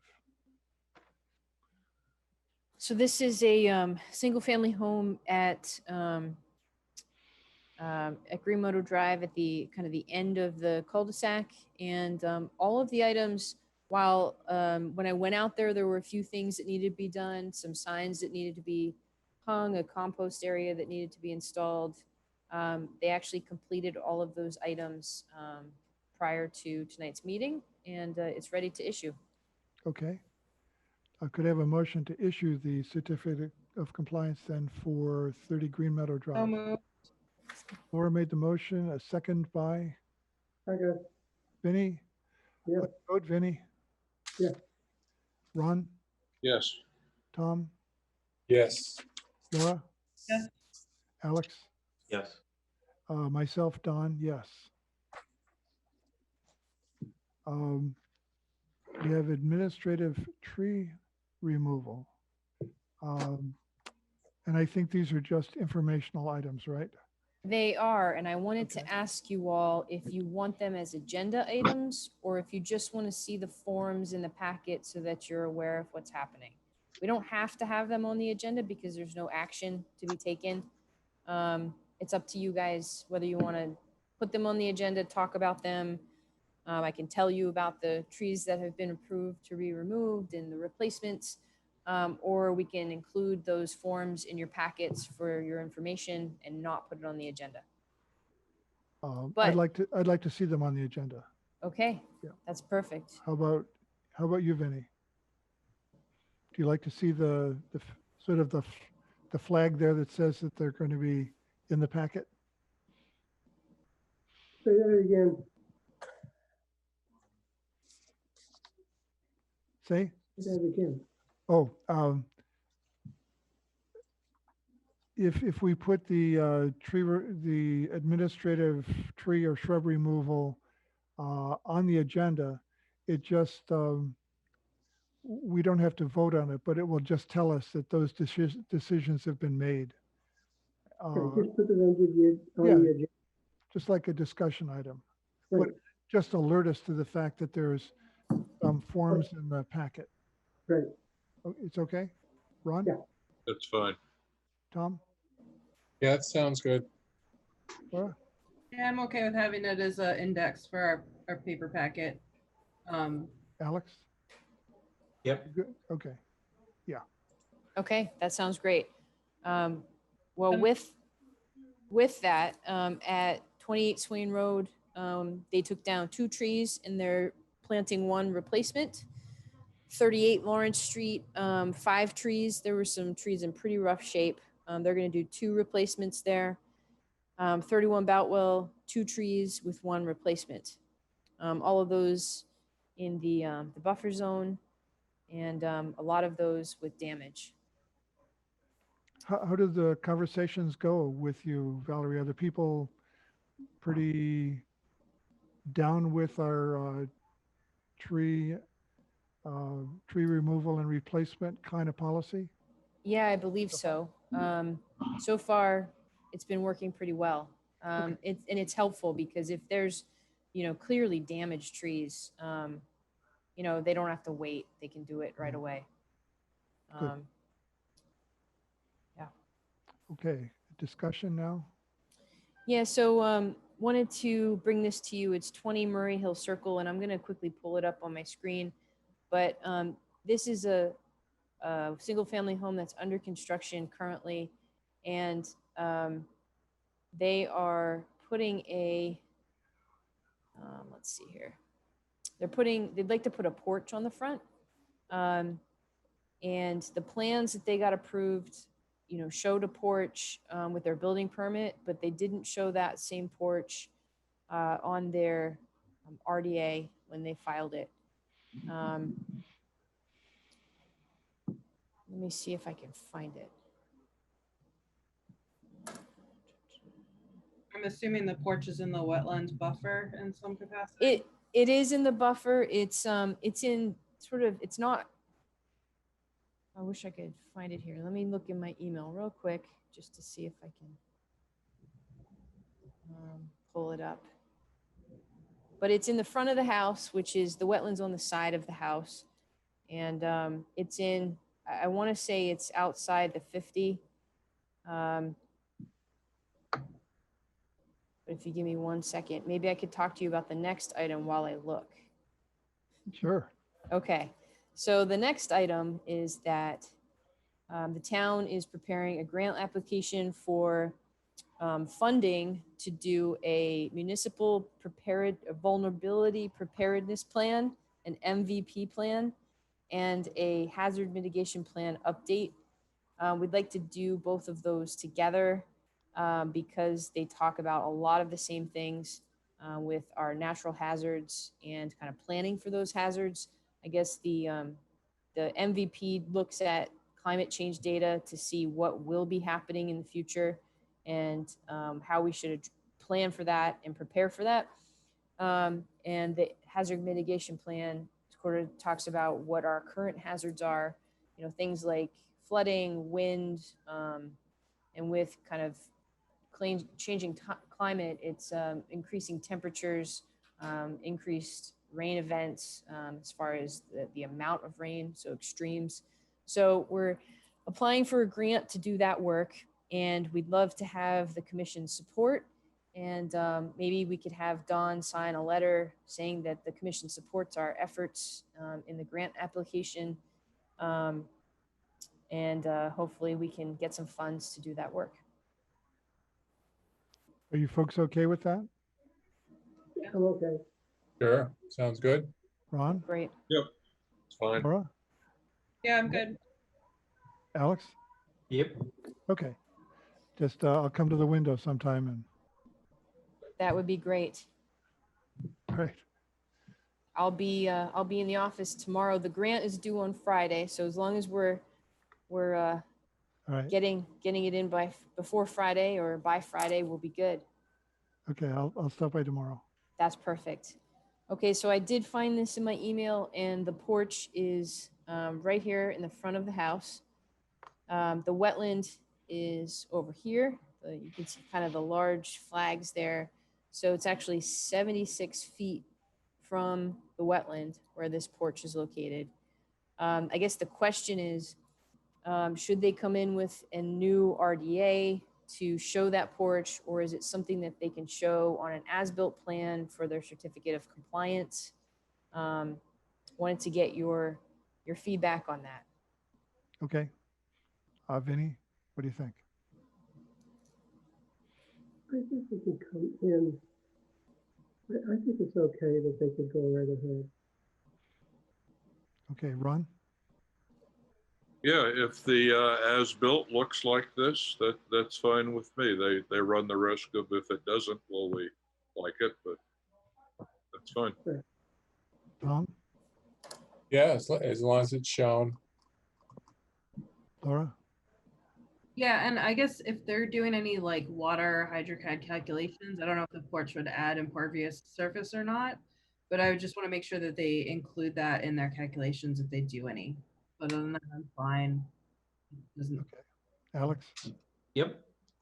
All right, and I'm okay with it too. So the meeting minutes will show that we discussed it and we're okay with allowing the porch and having it be shown in the as-built. Okay, great, thank you. Yep. Is there anything else besides the minutes? Just the minutes. Are they going to be notified of that, like with a letter or something? Say that one more time. Are they going to be notified of what we allow that? Yeah, so the developer asked the question to see whether they could include that. So we'll be in touch with them to let them know. Okay. Yeah. I have before me the June 3rd minutes. Let's see.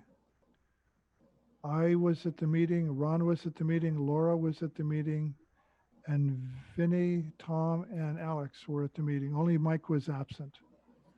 So we can, well, actually, this is interesting. In the meeting minutes of, it says that Mike was both present and absent. Ooh, that's hard to do. So Kathy, Schrodinger's Mike. I know you're hiding, but something's got to be done about that. All right, so I am going to take Mike was absent, so I'm going to take him out of the being present. Out of the present list, okay. Yes. Has everyone had a chance to look at the meeting minutes for June 3rd, or do you need a moment? Yes, I've seen them. You're good? Tom, have you looked them over? Yes, I went through them. They look fine. Laura, have you looked at them or ready? I'm just doing a really natural again. It looks fine. Yeah. Okay. Vinny, you okay with it? All right. So a motion to accept the commission meeting minutes for June 3rd, please. So moved. Ron made the motion and Laura was second. Vinny, how do you vote? Okay. Ron? Yes. Tom? Yes. Laura? Yes. Alex? Yes. Don, yes. So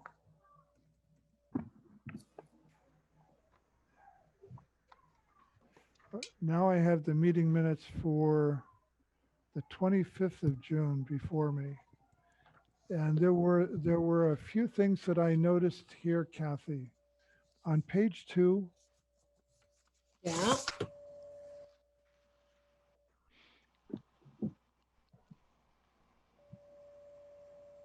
And under comment number 4, you had a little question for yourself. Oh, right. Yeah, and I think that was silent on the riverfront area is just fine. Okay. So I take out the parenthetical expression. The other thing I noticed on page 3, under comment 6, You mentioned a culvert towards Lubber Brock. Oh, yep. And I think that might have been, well, there was something that was a little unusual on page 5. And it was the second bullet point. Hancock Associates does not agree with BSC. Do we need to be more specific than that? Because there were things they did agree with them on. Is it really we're talking about the Z flags there?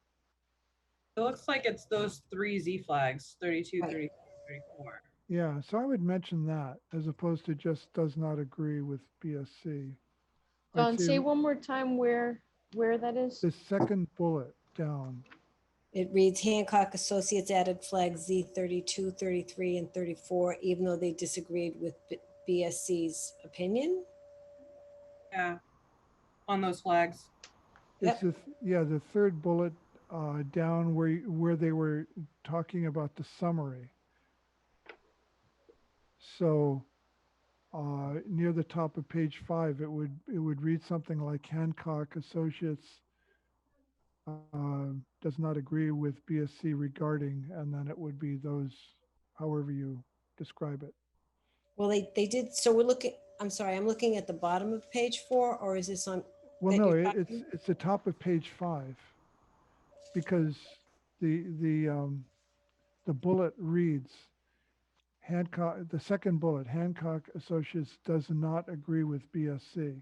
And I think that there you need to say what they do not agree with. We're looking at the wrong bullet, Kathy. 2 down from where we were. How can you tell? I'm sorry. Then I've lost you. Kathy, it's the top of page 5. Yeah. The second kind of bullet. Oh, okay. Because you know what, on the Yeah, so we were looking at the bottom of page 4. Yeah. So if you go down 2 more bullets. So the bottom of page 4 is okay. Yeah. And the top of page 5. Gotcha. I The think second bullet down. Okay, I'm sorry. I was just looking at the second bullet. Oh, no problem. No problem. We just need to say what they don't agree about, because there's lots of stuff that they did agree on. Wouldn't you say it was on the mean high water? It's got to be something. Whatever Yeah. the right thing to say is. Yeah, and I don't have that documentation with me right now. We'll look back in those documents to see what it Okay. said. Yeah, perfect. And that's all that I had on the 25th meeting minutes. Does anyone have anything? Vinny, do you have any? I don't have anything. Ron? No, I'm otherwise fine with it. Tom? No, it's okay. Laura, anything on that meeting minutes? So that one bullet where it's they do not agree with BSC, I think it was just they don't agree on that old high water line that kind of was the agreement during 2004. I think they kind of disagreed with that line because there were no wetland scientists present in that argument. Yeah. So Right. Yeah, but we'll look I'll back and I'll research listen that. to it again. Otherwise, I'm fine. Alex, anything? I don't think I was there. Oh, it says you were absent. Sorry. All right. So no comment. So everyone but I do Alex- have one other question though, and I think this is something that Yeah. I have to look, and I'm sorry, there's a train going by. Hold on. Goes by faster than my clock does. I'm at my parents' house. Val, what meeting was this the meeting that was not recorded by WCTV? I think that's something I want to double check, but that's me just second guessing myself. Yeah, it could be. I didn't put that in the minutes, and I just am like, let me just double check it. So I would like to just double check that it was not recorded by WCTV, because I'm just, again, second guessing. But other than Yeah, that, no, that's true, because in the opening, it doesn't say that it was broadcasted on WCTV, that part is left out. Right. So that's correct. Okay. Okay. So could I have a motion to accept the commission meeting minutes for June 25th as amended, please? So moved. Second. Laura made the motion, Vinny made the second. How do you vote, Vinny? They're okay. Ron? Yes. Tom? Yes. Laura? Yes. Alex? Abstain? Can I vote on the minutes? Oh, no, sorry, I abstain. that's right. And Don, yes. So that brings us to the end unless there's any surprises. Are there any surprises, Valerie, or? No surprises tonight. Okay. Thank you. Thank you all for your time and have a wonderful August. Thank you. Hi, guys. See you in Thanks, September. everybody. Thanks. Bye.